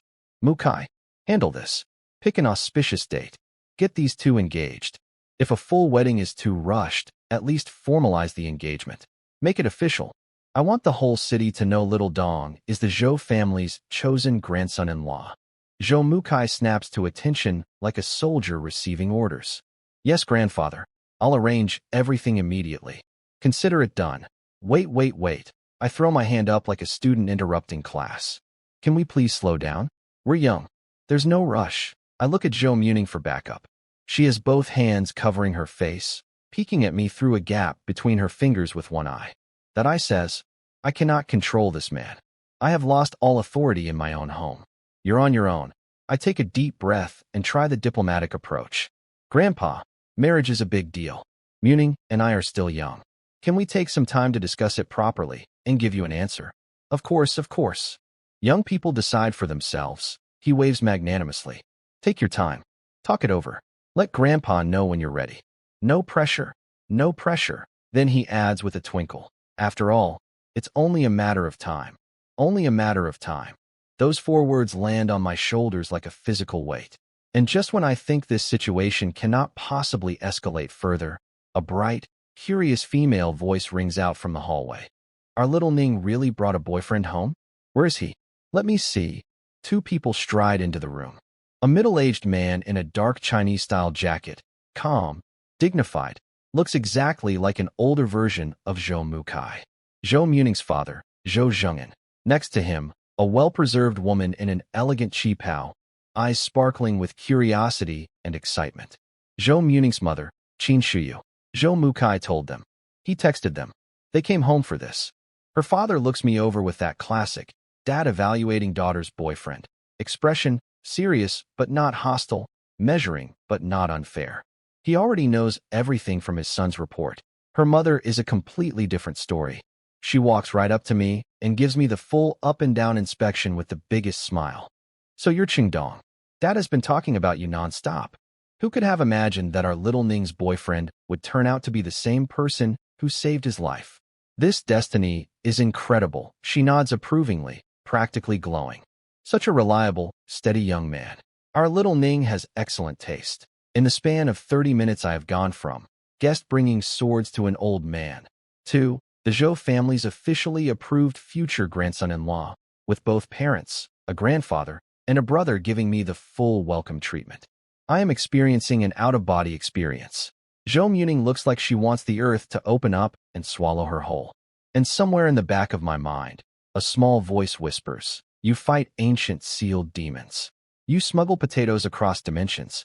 You survive death by drowning, freezing, and being eaten by magical beasts on a regular basis. But nothing prepared you for Chinese in-laws. Dinner at the Zhou estate is a full-scale assault of hospitality. Zhou Zhengyan, Muning's dad, has the butler crack open a bottle of wine that's been aging since before I was born. Her mom, Qin Shuyu, has appointed herself my personal feeding machine. Every 30 seconds another dish lands on my plate. Little Dong, eat more. Don't be shy. This lion's head meatball is the chef's specialty. And this soup, very nourishing, good for the stomach. Try it. I'm being fed like a prized pig being fattened for a festival. Except the festival is my wedding apparently. Grandpa Zhou spends the entire meal grilling me about forging techniques. And honestly, this is the one part I'm comfortable with. I break down the theory Ironstone taught me. Carbon ratios, hammer angles, grain structures. And the old man is nodding like I'm delivering a university lecture. All those study sessions with the dwarves are paying off in the most unexpected way. Zhou Mukai eats with perfect aristocratic grace, occasionally making polite conversation, looking like the picture of an obedient grandson. But I catch him sneaking glances at his sister every 2 minutes with barely concealed GLE. Each time, Zhou Muning fires back an eye dagger that could kill a lesser man. But he keeps coming back for more. This guy is fearless. Zhou Muning herself? She's eating rice with the intensity of someone defusing a bomb. Head down, eyes on plate, ears permanently red. Every few minutes she risks a quick peek at me to check if I'm surviving, then immediately retreats back to her bowl like a turtle into its shell. The whole meal is warm and genuine, and I haven't felt this kind of family atmosphere in a very long time. But it's also completely insane because none of this was supposed to happen. After dinner, everyone disperses except Grandpa Zhou, who catches my arm. Little Dong, come to my study. I need to speak with you privately. The study is gorgeous. Floor-to-ceiling bookshelves, a massive rosewood desk, the smell of ink and old paper. Very powerful patriarch about to say something important, energy. He closes the door. The cheerful grandpa face disappears, replaced by something serious and deeply sincere. He thanks me again for saving his life, and then drops the real bomb. Little Dong, that substance you gave me by the lake. I know it wasn't ordinary medicine. Whatever it was pulled me back from death's door, had me recovered in under a month, and even cured old ailments I'd been living with for years. My blood pressure spikes. He noticed. Of course he noticed. The man went from near death to healthier than ever in record time. He sees me tense up and immediately waves it away. Don't worry. I'm not asking where it came from. Everyone has their own fortune and secrets. His voice goes soft and earnest. I just want you to remember, your kindness is engraved in the Zhou family's heart. Whatever trouble you face, whatever difficulty comes your way, the Zhou family will always stand behind you. We are your support. This family is your family. I sit there in silence for a moment. The warmth in my chest is almost unbearable. It's been so long since someone said that to me. My parents are gone. My relatives abandoned me when the debt hit. I've been carrying everything alone. Thank you, Grandpa. The word comes out naturally this time. No awkwardness, just genuine gratitude. We chat a while longer, then emerge from the study into the evening air. The courtyard is dark, osmanthus flowers still perfuming the breeze. Grandpa Zhou tries to make me stay the night. I decline, got interdimensional business to attend to, though obviously I don't say that part. Zhou Muning walks me to the gate. We stand under the osmanthus tree, moonlight filtering through the leaves onto her white dress, and the silence between us is equal parts awkward and strangely peaceful. She sighs. Well, this is officially a mess. I rub my aching temples. I spent the entire evening being carried along by forces beyond my control. I'm still processing. She looks up at me in the moonlight, and for once her voice is completely unguarded. But seriously, thank you for saving my grandfather. He's the person who loves me most in this world. Then the exasperation returns. He's also impossible to argue with once he decides something. Add my brother fanning the flames and my mom being 100% sold on you. The entire family thinks this is real now. I look at her flustered face and sigh gently. I know. It's not your fault. What's done is done. We'll figure it out step by step. That's all we can do. She nods, something complicated flickering in her eyes. Drive safely. Be careful. I nod and walk away from the Zhou estate. Behind me, osmanthus fragrance drifts on the night breeze. The moonlight is soft and beautiful. But this storm of favors, misunderstandings, and fake romance? It's just getting started. Walking back, I'm replaying Grandpa Zhou's words. This family is your family, and feeling things I don't usually let myself feel. The Zhou family's warmth is different from the Zhao family's businesslike politeness. With the Zhaos, I'm a valued supplier. With the Zhous, I'm something closer to actual family. I'm not sure how I feel about that, but I don't hate it. Then I turn into a dark alley, and my philosophical mood gets violently interrupted. Car headlights flare in my face. 13 guys pour out of the shadows carrying baseball bats and steel pipes. The leader has a buzz cut, a neck tattoo peeking above his collar, and an unlit cigarette dangling from his lips. He checks a photo on his phone, looks at me, and tilts his chin. That's the guy? Break his arms and legs.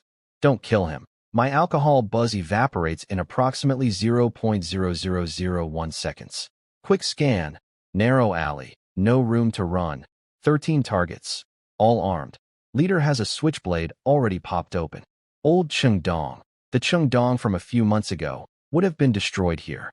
That Chengdong couldn't carry 50 pounds without panting. Current Chengdong has been training daily with the Dwarf King. First guy swings a bat. I sidestep, punch him in the elbow pit. His grip collapses and the bat clatters against the wall. Second guy comes at me with a steel pipe overhead. I close the distance, slam my body into his, and he goes flying backward onto the ground. Iron Dome was right. These guys' movements look slow compared to what I've been practicing against. Dwarf combat training was designed for beings who fight monsters and armored warriors. Street thugs with baseball bats. They might as well be moving through syrup. 3 minutes. All 13 on the ground. Groaning. Rolling. Regretting their life choices. I grab the leader by his collar and ask who sent them. He clams up. 2 slaps later, the information flows freely. Young Master Zheng. Zheng Ziming sent us. Of course he did.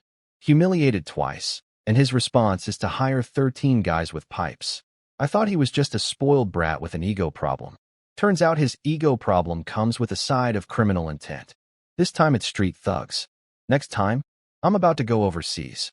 Once I leave the country, I'm out of everyone's protective sphere. No Zhao family reputation, no Zhou family backing. Zheng Ziming is petty enough and rich enough to cause problems internationally. I drop the leader, dust off my hands, step over the moaning bodies littering the alley, and walk out without looking back. Back at the shop, I sit on my cot and dab iodine on my scraped knuckles from the fight. Just another Tuesday, fake boyfriend promotion, family dinner with billionaire in-laws, alley brawl with hired thugs, and now interdimensional travel prep. I've been crossing every single night trying to land near the Elven Forest. The random teleportation lottery has blessed me with deaths by drowning, freezing, and being swallowed by magical beasts, but in Elven territory. The biggest issue right now isn't food, it's intelligence. I need to reach the elves. Beast tooth necklace on. Crystal in hand. 11:58. Eyes closed. Midnight. Consciousness out. Eyes open. I'm standing in a forest. I open my eyes in a dense forest. Sunlight filtering through the canopy, thick layer of rotting leaves on the ground. I grip the positioning crystal, but don't activate it yet. Could this be the Elven Forest? After weeks of dying in oceans, glaciers, and monster stomachs, did the teleportation lottery finally pay off? I pull out my watermelon machete. Yes, I carry a watermelon machete as my primary weapon in a fantasy world, don't judge me, and start creeping through the trees. But something feels off. The trees are gnarled and aggressive looking, covered in dark green poisonous vines. The air smells like animal musk mixed with rotting earth. No birdsong. Instead, there's this low, rumbling growl echoing from multiple directions. Iron Dome said the Elven Forest has gentle creatures, I mutter to myself. This is not gentle. I keep exploring anyway because I'm either brave or stupid. The jury's still out. I reach a dried riverbed full of cracked stones and dead shrubs. Then I hear it. Roar. A shadow the size of a building slides over me. The ground starts trembling with each footstep. I peek around a boulder and see a gigantic AP. Brown fur. Body like a mountain. Each step cracks the dried riverbed. It turns its head and looks in my general direction, and the sheer pressure of its gaze makes the air feel like cement. Holy SH. King Kong. I rip the behemoth tooth necklace off and shove it into my spatial ring. In a way, I'm letting that beast sense anything interesting on me, and slam the positioning crystal so hard I'm surprised it doesn't crack. Spatial tear. Gone. I materialize in the Dwarf King's hall gasping like I just ran a marathon through hell. Iron Dome and several generals are hunched over a map looking extremely grim, but they all look up at me because I probably look like I've seen a ghost. A very large ghost. What happened? Why do you look like that? I thought I landed in the Elven Forest, but nope. There was a massive ape. Absolutely enormous. I nearly became monkey food. Grand Elder Iron Fury squints. Ape? You don't mean the destruction demon ape, do you? Probably. It was the size of a house, and the pressure coming off it could crush a truck. Iron Dome's eyes go wide. Holy crap. You actually ran into one of those. That's one of the top-tier magical beasts on the entire Aldous continent. You must have teleported into the deep core of the monster forest. Good thing you got out fast, or you'd have become ape manure. He's been hanging out with me too long. His humor is degrading. I'd be offended if I wasn't still shaking. Anyway, glad you're alive. We've got 3 things to discuss, and none of them are good. Sit down. The laughing stops. Iron Dome drops his voice low. First, the human empire's mediation has completely collapsed. The Diana Kingdom's crown prince and the Minotaur shaman priest were assassinated on the same night using the same method. Hearts pierced and removed. Doors and windows untouched. Guards heard nothing. 0 evidence. The Minotaurs are blaming the Empire. Diana's royal family is blaming the Minotaurs. The ceasefire agreement became toilet paper before anyone could sign it. Second, the kobolds are still reinforcing. The Minotaur main army, 200,000 strong, is accelerating south. Kobold scouts have pushed right up to the outer perimeter of our mining tunnel outposts. Third, Elven communications have gone dark. The last magical letter arrived 3 days ago. Since then, the pigheads added a specialized signal-blocking barrier to their camp. Every elven magical transmission is being jammed. Nobody knows what's happening inside the elven forest anymore. My stomach drops through the floor. Everything I feared is happening. The blockade isn't just a wall, it's a noose. And it's tightening. The pigheads aren't just blocking roads. They're systematically strangling every connection the elves have to the outside world. The prince provokes a war. Beastfolk seal off elves and dwarves simultaneously. Both key diplomats get assassinated on the same night to destroy any chance of peace. Every move hits the exact weakness of the four races. This isn't about winning. It's about making sure everyone loses. This assassination technique doesn't sound like something humans or beastfolk could pull off, I say. Does Aldous have some kind of dark magic? Iron Dome's finger traces a circle on the map connecting the Dwarf Mountains, the Elven Forest, Diana Kingdom, and Minotaur territory. He stops at the border between Diana and the Minotaurs. The prince and the shaman died on the same night, in locations too far apart for a single assassin. Either there were multiple killers, or the assassin has teleportation abilities beyond anything known on this continent. Grand Elder Iron Fury speaks in a grave voice. If it's the undead race, this would make sense. In the ancient war 10,000 years ago, the most terrifying thing about the undead wasn't their individual combat strength. It was their ability to appear anywhere in the form of black mist. They didn't need to breach walls or pass through checkpoints. They could materialize in the heart of enemy territory at night, kill, and vanish. Iron Dome shakes his head. But that's still speculation. No physical evidence. I think it over. We need to wait for the next elven message or better scout intelligence. But one conclusion is already confirmed regardless of who's behind it. Someone is deliberately isolating all four races and cutting every connection between them. Right then, a dwarf messenger bursts into the hall carrying a green leaf with burned edges, another elven magical letter, except this one looks like it barely survived a fire. The text is charred and mostly destroyed. Iron Dome squints, reading what's left word by word. Elven rangers patrolling behind the Pighead blockade discovered a mysterious army wearing pitch-black armor with faces completely hidden behind metal masks. They move in absolute silence. They are not beastfolk. They don't match any known race on Aldous. In one area of the elven forest, the soil has started turning black. Plants are withering. The air reeks of a rot that never dissipates. It matches exactly what the ancient elven texts describe as undead corruption zones. Iron Dome puts down the scorched leaf. This letter was sent 3 days ago. By the time it reached us, it was mostly burned. The blocking barriers are getting stronger. The elves managed to force out one final message, but whether we'll ever receive another, nobody knows. Sending magical letters requires enormous magical power. We dwarves can't respond. All we can do now is prepare for total war. The room is heavy with silence. Then a dwarf guard sprints in, breathing hard. My king, the kobold army is moving. Approximately 200,000 soldiers marching toward the mountain entrance. Well, there goes my peaceful potato farming life. What? Iron Dome slams the stone table so hard it cracks. He grabs the Forge War Hammer, the legendary ancestral weapon we just returned to him, and his eyes are literally blazing. Those worthless dog mongrels. They think my mountain is a playground they can walk into whenever they want. Grand Elder, hold the palace. All units except reserves converge on the mountain entrance.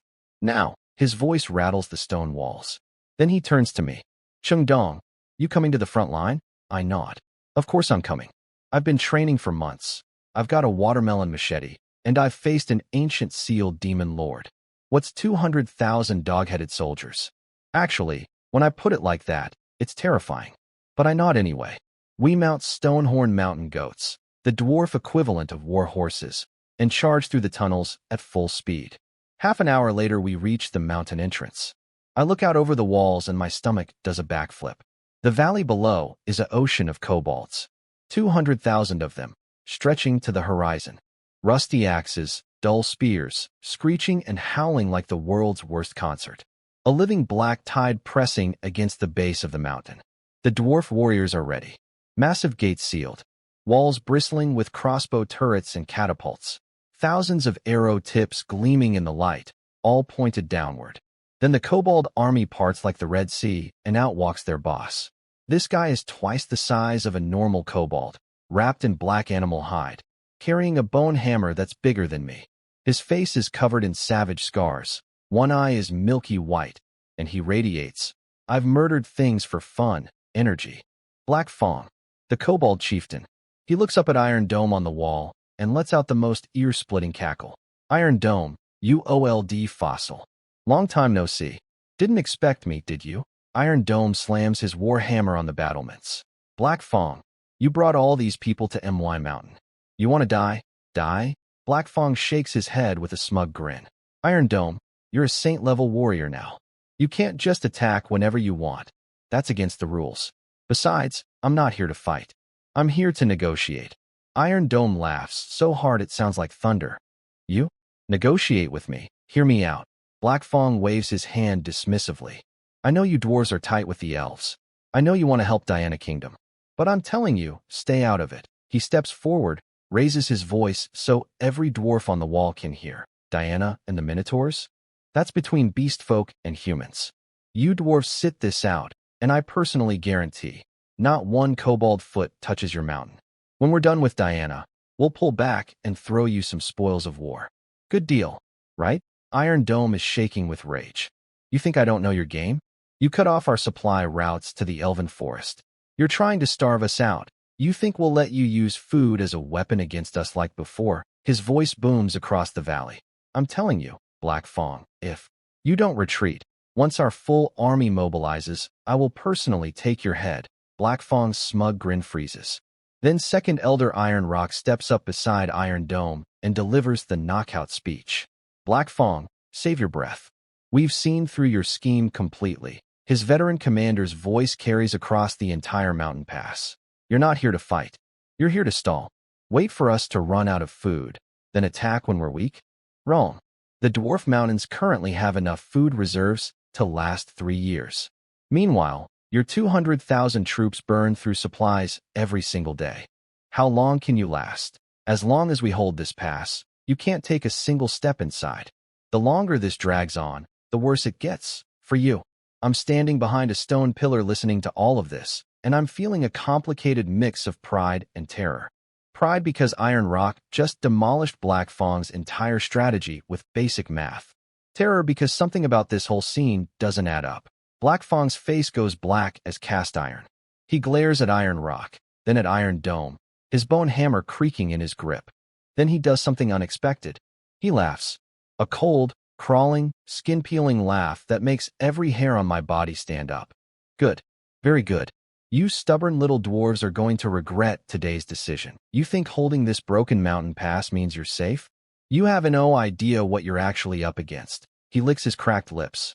His voice drops to something between a whisper and a threat. "Very soon, you'll understand what real despair feels like." He spins around, swings his bone hammer, and bellows. "All forces retreat. Set camp at the base." The kobold army pulls back and spreads out into an endless field of black tents across the valley floor. The dwarf soldiers on the walls collectively exhale. Shoulders drop. Grips loosen on weapons. But I'm not relaxed. Not even a little. Iron Dome comes down from the wall and finds me leaning against a pillar, fidgeting with an iron ingot from my spatial ring, brow furrowed so deep you could plant seeds in the wrinkles. "Something's wrong," I say. Iron Dome nods, knuckles white on his warhammer. Black Fong is a psycho. Normally he sees dwarves and goes berserk. He'd charge headfirst into our walls just to bite someone. Today he shows up, talks like a diplomat, and retreats? Absolutely not. Something's going on. It's his last words that bother me, I say quietly. He said we don't know what we're facing. That means the kobolds are just pawns. There's something behind them. Something worse. The undead race. Almost certainly. My eyes are locked on the kobold camp in the fading sunset. The golden light is draining from the sky. The camp's outline blurs into the gathering darkness, looking like a sleeping beast waiting to wake up. And I don't think they're here to blockade us, I say, voice dropping. They're waiting. Waiting for something to be ready. The second those words leave my mouth, a scout comes tumbling down the wall stairs, face white as chalk, voice shaking so badly he can barely form words. "My king." "Elder Chum." Behind the kobold camp, a massive cloud of black fog has appeared. Everywhere the fog touches, the grass dies. Even the rocks are turning black. Iron Dome and I lock eyes. In that single look, I see everything I'm feeling reflected back at me. Not surprise, not confusion, just cold, bone-deep dread. The undead race. They're here. Not a theory anymore. Not a suspicion. Not ancient history from 10,000 years ago. They're here. Right now. Behind 200,000 kobolds. At the doorstep of the Dwarf Mountains. And the dwarves, the elves, and every other race on this continent, they have no idea what's about to hit them. Well, except me. Because I accidentally wandered into the sealed tomb of their leader and watched him die screaming when something on my body terrified him into oblivion. Which, now that I think about it, might be the only advantage anyone on this continent has. Too bad I have no idea what that advantage actually is. The black fog rolls out from behind the kobold camp, and it is the most horrifying thing I have ever seen in either of my two worlds. This isn't normal fog. Normal fog drifts with the wind. This fog moves with purpose. It crawls along the ground like a living thing, like a predator stalking prey, and everything it touches dies. Grass turns to black ash in seconds. Rocks get corroded. Tent fabric disintegrates on contact. No fire, no collapse. The entire structure just becomes a handful of dust. Then the screaming starts. I've watched horror movies. I've played survival games. I once got jump-scared so bad by a pop-up ad that I knocked over my monitor. But nothing, absolutely nothing, prepares you for watching a living creature have its life force ripped out in real time. I yank out a telescope from my spatial ring and hand one to Iron Dome. What I see through the lens makes my stomach try to evacuate through my throat. A kobold soldier is sprinting for his life. A tendril of black fog snakes forward, catches his neck, and he freezes mid-stride. His skin shrivels and turns black in seconds. Life drains out of him like water from a broken cup. He drops. And then, the part that will give me nightmares until I die for real, the corpse twitches. Violently. Then stands back up. Its eyes are empty black holes. Dark patterns crawl across its skin like worms under the surface. It picks up its axe and attacks its own fleeing comrades. I've seen zombie movies. This is worse than zombie movies because zombie movies have credits at the end and popcorn. This is neither. Cold sweat drenches my back. My hands are shaking so badly, I nearly drop the telescope. My heart is hammering so hard I can hear it in my ears. A dwarf soldier next to me is cursing under his breath, voice trembling. We're both terrified and neither of us is pretending otherwise. They can switch freely between physical form and black fog. Iron Dome says beside me. His voice is flat, calm. This man is watching the apocalypse unfold, and he sounds like he's reading a weather report. I've known him for months, and I have never seen him afraid. I'm not sure he can be afraid. Our ancestral records describe the undead race. The black fog isn't a weapon. It's their alternate form. Any living creature it touches gets drained of life force instantly. Then they inject their consciousness into the corpse. That's not a kobold anymore. It's a puppet wearing kobold skin. I remember the Death God's Hall. The sealed undead leader trying to suck my life force. That feeling. Not pain exactly, but something deeper being ripped from your bones. These kobolds are experiencing that times 1,000. Except they don't get to respawn in a storage room. Iron Dome's eyes stay locked on the fog. In the ancient war, the Allied army's biggest casualties weren't from fighting the undead directly. It was from having to cut down comrades who were standing beside them moments ago. From the camp below, Black Fang's voice tears through the chaos. Raw, broken, furious. You lied to me. You lying scum. You lied to me. He's swinging his bone hammer, smashing his own fleeing soldiers out of the way, covered in blood. Impossible to tell whose. Screaming at the fog that betrayed him. The fog doesn't care. It keeps advancing. Patient. Methodical. Like a machine designed for one purpose. And I see the strategy. The black fog is pushing from 3 sides simultaneously, but leaving one side open. The side facing the dwarf stone wall. They're herding the surviving kobolds toward us. Using panicked, terrified, desperate kobold soldiers as a living battering ram against our defenses. The undead don't even need to fight. They just drive the kobolds into our walls and let 2 races destroy each other. It's brilliant. It's evil. It's exactly what I'd expect from the species that nearly conquered a continent. Iron Dome sees it too. He roars at the signal corps to load every crossbow turret. Prepare for battle. The Kobold camp becomes hell. Out of roughly 300,000 Kobold troops, nearly 200,000 are killed and reanimated by the fog. 200,000 puppets wearing the faces of their own brothers, turning on the survivors with weapons still warm from their original owner's hands. The remaining 100,000 are broken, crying, screaming, running in every direction. Complete collapse. Iron Dome stands on the wall and bellows down at the fleeing horde. Black Fang, listen, if your soldiers charge our defensive line, we will attack with everything we have. If you want to live, leave forces behind to hold the fog, and the rest can shelter outside our walls. Black Fang, eyes bloodshot and burning with regret, realizes he's trapped. Behind him, Death Fog turning his own people into monsters. In front of him, dwarf walls bristling with weapons. He makes the hardest call of his life. 30,000 warriors, stay and hold the fog. Everyone else, run for the dwarf wall. 30,000 of his bravest soldiers stop running. They turn around, face the all-consuming black fog with nothing but axes and bare teeth. They're going to die. They know they're going to die. They're buying time with their own bodies. The remaining 70,000-plus kobold stampede toward our wall in pure survival panic.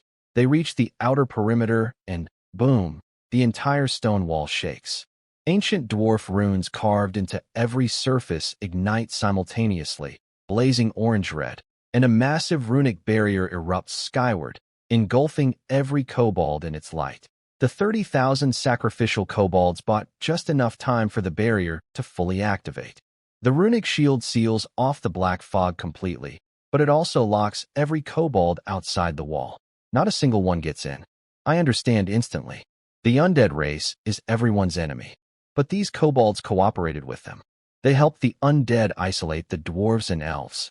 They were complicit in this scheme until the moment their masters decided they were more useful as fertilizer. If the dwarves let 70,000 desperate, terrified kobolds inside the walls, one panic, one riot, one moment of treachery, and the entire defense collapses from within. The dwarves would be fighting on two fronts simultaneously. Keeping them out is brutal. It's also the only survivable option. Dwarf strategy, cautious to the extreme, cold to the extreme. The runic barrier and the black fog collide. The impact is blinding. The entire orange-red light curtain shudders violently, erupting with light so intense I have to shield my eyes. Even Iron Dome squints. The rune patterns on the wall glow red-hot, like branding irons. The air fills with the smell of superheated metal, scorched, acrid, oppressive. This is what happens when the barrier hits maximum load. The dwarf defensive shield is holding, but it's screaming under the pressure. Iron Dome's roar cuts through the barrier's shrieking. Iron Anvil.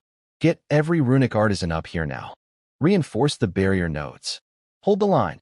Iron Anvil. Barefoot as usual, because this man would forge in a tornado and still not bother with shoes, grabs his massive runic hammer and leads dozens of elite apprentices sprinting to the critical points along the wall. They slam specialized runic chisels into the weakening nodes, hammering with everything they've got. Each strike sends showers of sparks exploding outward with ear-splitting metallic SHRIKS, the sound of a barrier being held together by sheer dwarf stubbornness. The black fog tendrils probe the barrier like fingers searching for a crack, climbing the outer surface, testing every inch. Then I see it. My eyes go wide. A single thin tendril finds a hairline gap between two runic nodes and worms its way through. The surrounding runes immediately start dimming, dissolving, the barrier structure corroding at visible speed where the fog penetrated. Patch it. Now, over there. Another breach. Iron Anvil SCREMS, voice shredded raw, dragging two apprentices to slam runic plates into the crumbling node. Outside the wall, the black fog is relentless, dissolving everything, corrupting everything, turning the living into puppets. The entire dwarf defensive line is drowning in an atmosphere of pure dread. Then, crack. The base of the stone wall splits open. A fist-sized hole punches through the barrier. Orange-red light around it flickers and spasms like a wounded heartbeat. Black fog pours through the gap, and in the span of a few breaths, it condenses into a solid humanoid shape.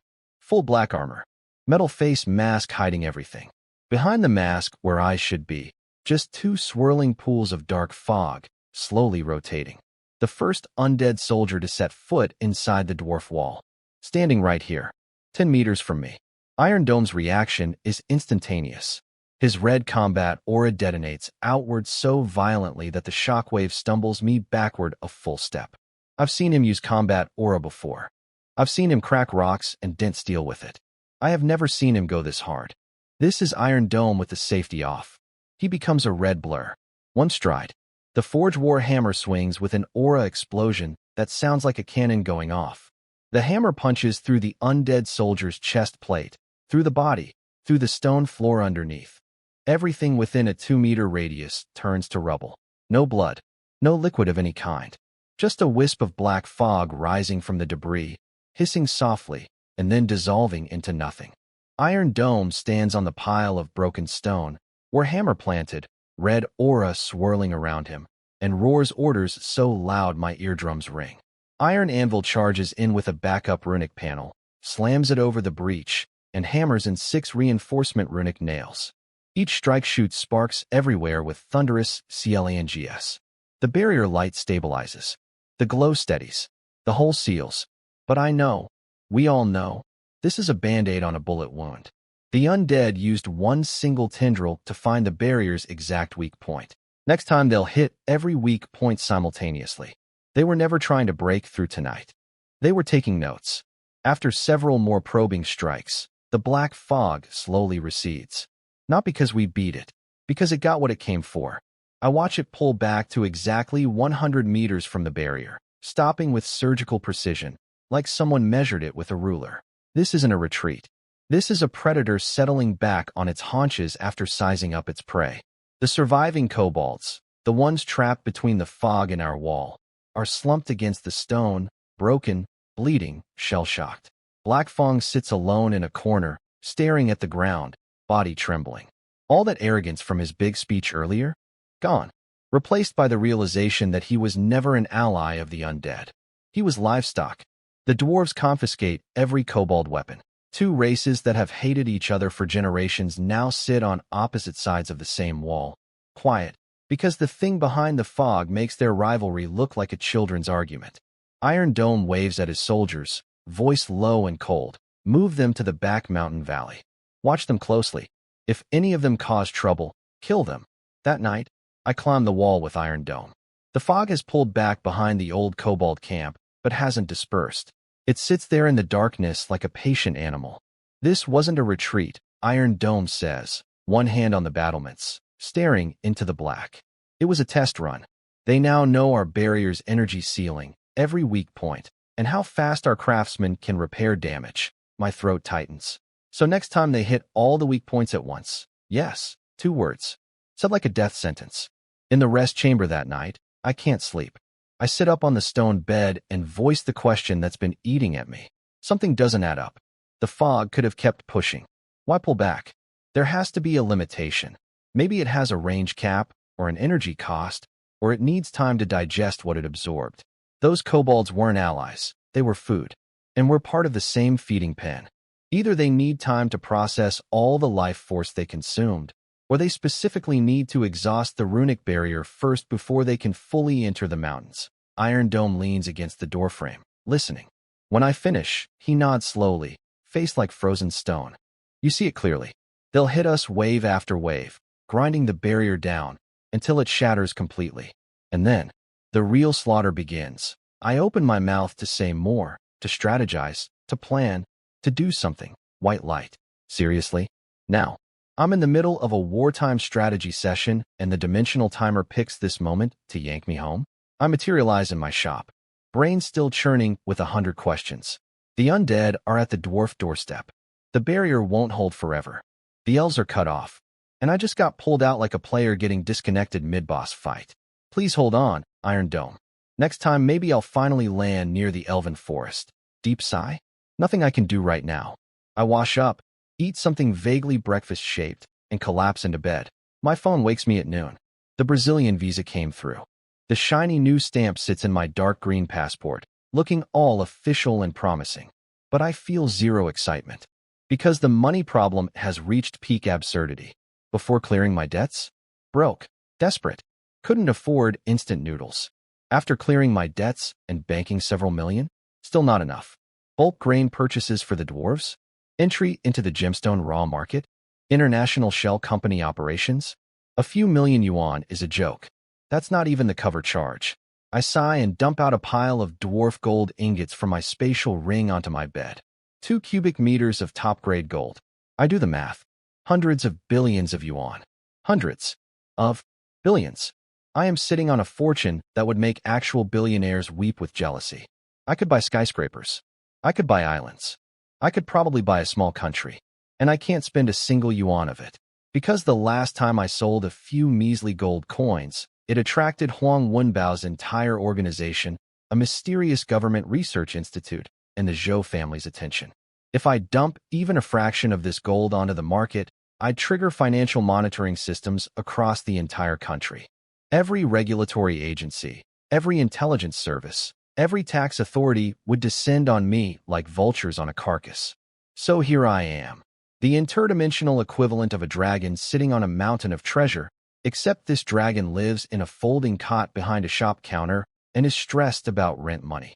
I have hundreds of billions in gold that I can't touch, and hundreds of thousands in the bank that's evaporating faster than morning dew. The cosmic irony is so thick I could cut it with my watermelon machete. I need to convert some of this gold through unofficial channels. Quietly, safely, through someone I trust absolutely. I mentally run through every contact I have. The Zhao family, pure business relationship. No emotional debt. Can't ask. Yi Zhiqiu's Research Institute. They've been salivating over my coins since day one. Absolutely not. Huang Wenbao? I'd rather eat the gold raw. That leaves Grandpa Zhou, the man whose life I saved.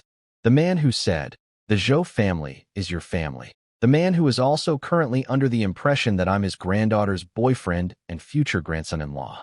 That promise of unconditional support might be the only card I can play, which means I need to visit the Zhou estate again, as the future grandson-in-law, with gifts.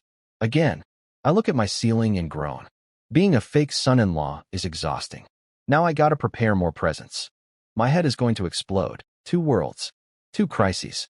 On one side, an ancient evil species trying to consume an entire continent. On the other side, in-law management and international money laundering logistics. And somehow, the in-law part might actually be harder. My situation is so absurd it should be studied by economists. When I was poor, debt crushed me. Now that I'm rich, regulations crush me. The universe just swapped one type of suffering for another and called it character development. But I need help. And when you need help from a billionaire family that thinks you're their future grandson-in-law, you do not show up empty-handed. So I raid the absolute bottom of my spatial ring and assemble what might be the most insane, visiting the in-laws, gift package in human history. 2 sets of elven royal gold jewelry, forged using the dwarf royal family's secret 9-layer gold technique.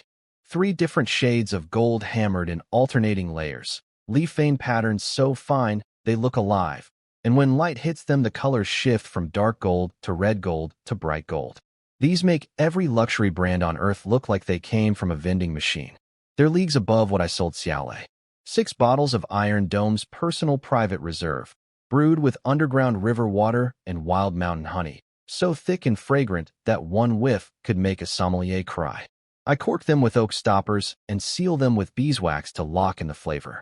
For Grandpa Zhou specifically, 3 otherworld coins, gold, silver, and copper, spanning 3,000 years of Aldous civilization. A complete minting sample set that money literally cannot buy. For Zhou Mukai, the big brother/future brother-in-law, who loves torturing me. Another 6 bottles of the same good stuff. Can't show up without bribing the guy who texts your fake girlfriend's parents in real time. I look at my pile of gifts and laugh bitterly. Normal people bring cigarettes, wine, and fruit when asking for favors. I'm hauling interdimensional artifacts. Only in my life. I call ahead. Grandpa, it's Cheng Dong. Are you free today? I'd like to visit, and there's something small I wanted to discuss. His laugh booms through the phone. Little Dong. Come anytime. The door's always open. I drive to the Zhou estate, and the whole family is gathered in the living room having tea. The moment I walk in, everyone beams with warm smiles and genuine welcomes. Everyone except Zhou Muning. She's curled up in the corner of the sofa, and the instant I step through the door, her eyes start doing that panic-darting thing. Looking at the window, looking at her teacup, looking at the ceiling, looking at anything that isn't me. Her ears are pink. She's pretending to drink water with the concentration of someone performing brain surgery. The trauma from the surprise meet the parents incident is real and lasting. I feel her pain. I genuinely do. But the undead race is literally knocking on the dwarves' door. The runic barrier could collapse any day. I'm sitting on hundreds of billions in untouchable gold while my bank account bleeds out, and I need this family's help. So embarrassment? I'll eat it. I present the coin set to Grandpa Joe first. He opens the box, and his eyes go wide. He tilts the coins under natural light, running his fingers over each one, getting more excited by the second. Fascinating. Fascinating. Little Dong, these are extraordinary. This oldest one, the minting technique is completely primitive, no machine marks whatsoever, but the purity is incredibly high. The other two have progressively refined designs from clearly different eras. This man identifies 3,000 years of Aldous metallurgical evolution in 30 seconds. His eyes are scarier than Yi Zhiqiu's entire research institute. Next, the wine for Zhou Zhengyan. Her dad takes a bottle, holds it up to the light, watches the thick amber liquid cling to the glass, and his composed businessman facade cracks for a split second. Without a word, he very carefully, sets the bottle back down with both hands. I see it clearly. He's afraid of dropping it. This man who's handled million-dollar deals is treating my dwarf wine like it's made of dreams. Then the jewelry. I hand one box to her mom, one to Muning. Qin Shuyu opens hers and literally gasps. Her pupils dilate. She runs her fingers over the golden vine patterns with their tiny mithril star accents and looks like she might actually shed a tear. This craftsmanship is incredible. I've never seen gold with this kind of texture in my entire life. Little Dong, this is too much. Meanwhile, Muning peeks over curiously, sees the jewelry, and her Ice Queen composure shatters. Her eyes light up like a kid seeing fireworks. Then, during a moment when the parents and grandfather are distracted chatting, she leans close to my ear and whispers with this adorable mix of accusation and pouty complaint. Chung Dong, you liar. I blink. How did I lie? She puts her hands on her hips, voice barely audible. You told me you barely had any good pieces left. Then you show up with this? You've been holding out on me. Lady, these are elven royal dowry grade pieces. The only thing above this is mithril jewelry, and I'm not even sure that element exists on Earth. What do you want from me?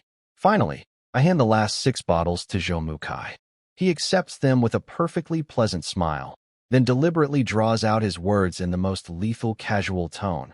Why thank you, dear brother-in-law. So thoughtful. Already bringing engagement gifts. I see. I nearly dropped the empty bag. Full body freeze. Social death. This man has a PhD in finding my exact pressure point and stepping on it. He watches me malfunction, and his shoulders are literally vibrating from suppressed laughter. Professional chaos agent disguised as a gentleman. After the gift-giving gauntlet, Grandpa Zhou, sharp as ever, reads the room and stands up. Little Dong, come to the study. Let's talk privately. Door closes. No more pleasantries. The atmosphere shifts to serious. I get straight to the point. Grandpa, I'm planning a trip to Brazil. Large-scale grain procurement and gemstone sourcing. But the official channels are too restrictive, the paperwork is suffocating, and my capital is limited through formal routes.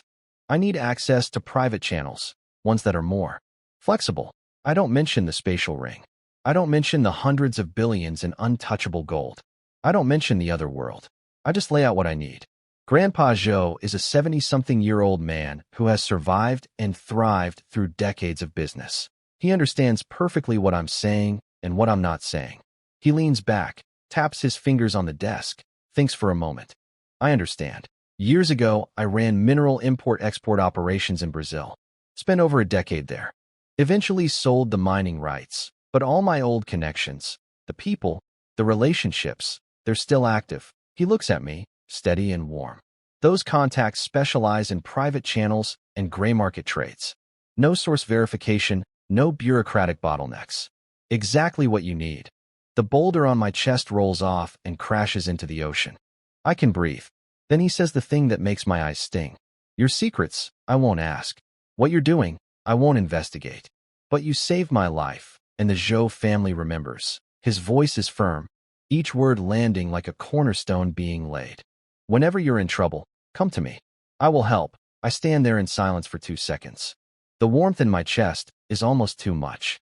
This old man, who I saved on a random roadside, who thinks I'm dating his granddaughter through a cascade of misunderstandings, is offering me unconditional support with zero questions asked. I bend at the waist. A real bow, not performative, genuine. Thank you, Grandpa. The deadliest problem in my entire two-world operation, the funding channel that had me completely trapped, just got solved by 4 words from a kind old man. He asked me to stay for dinner, and for once, I say yes.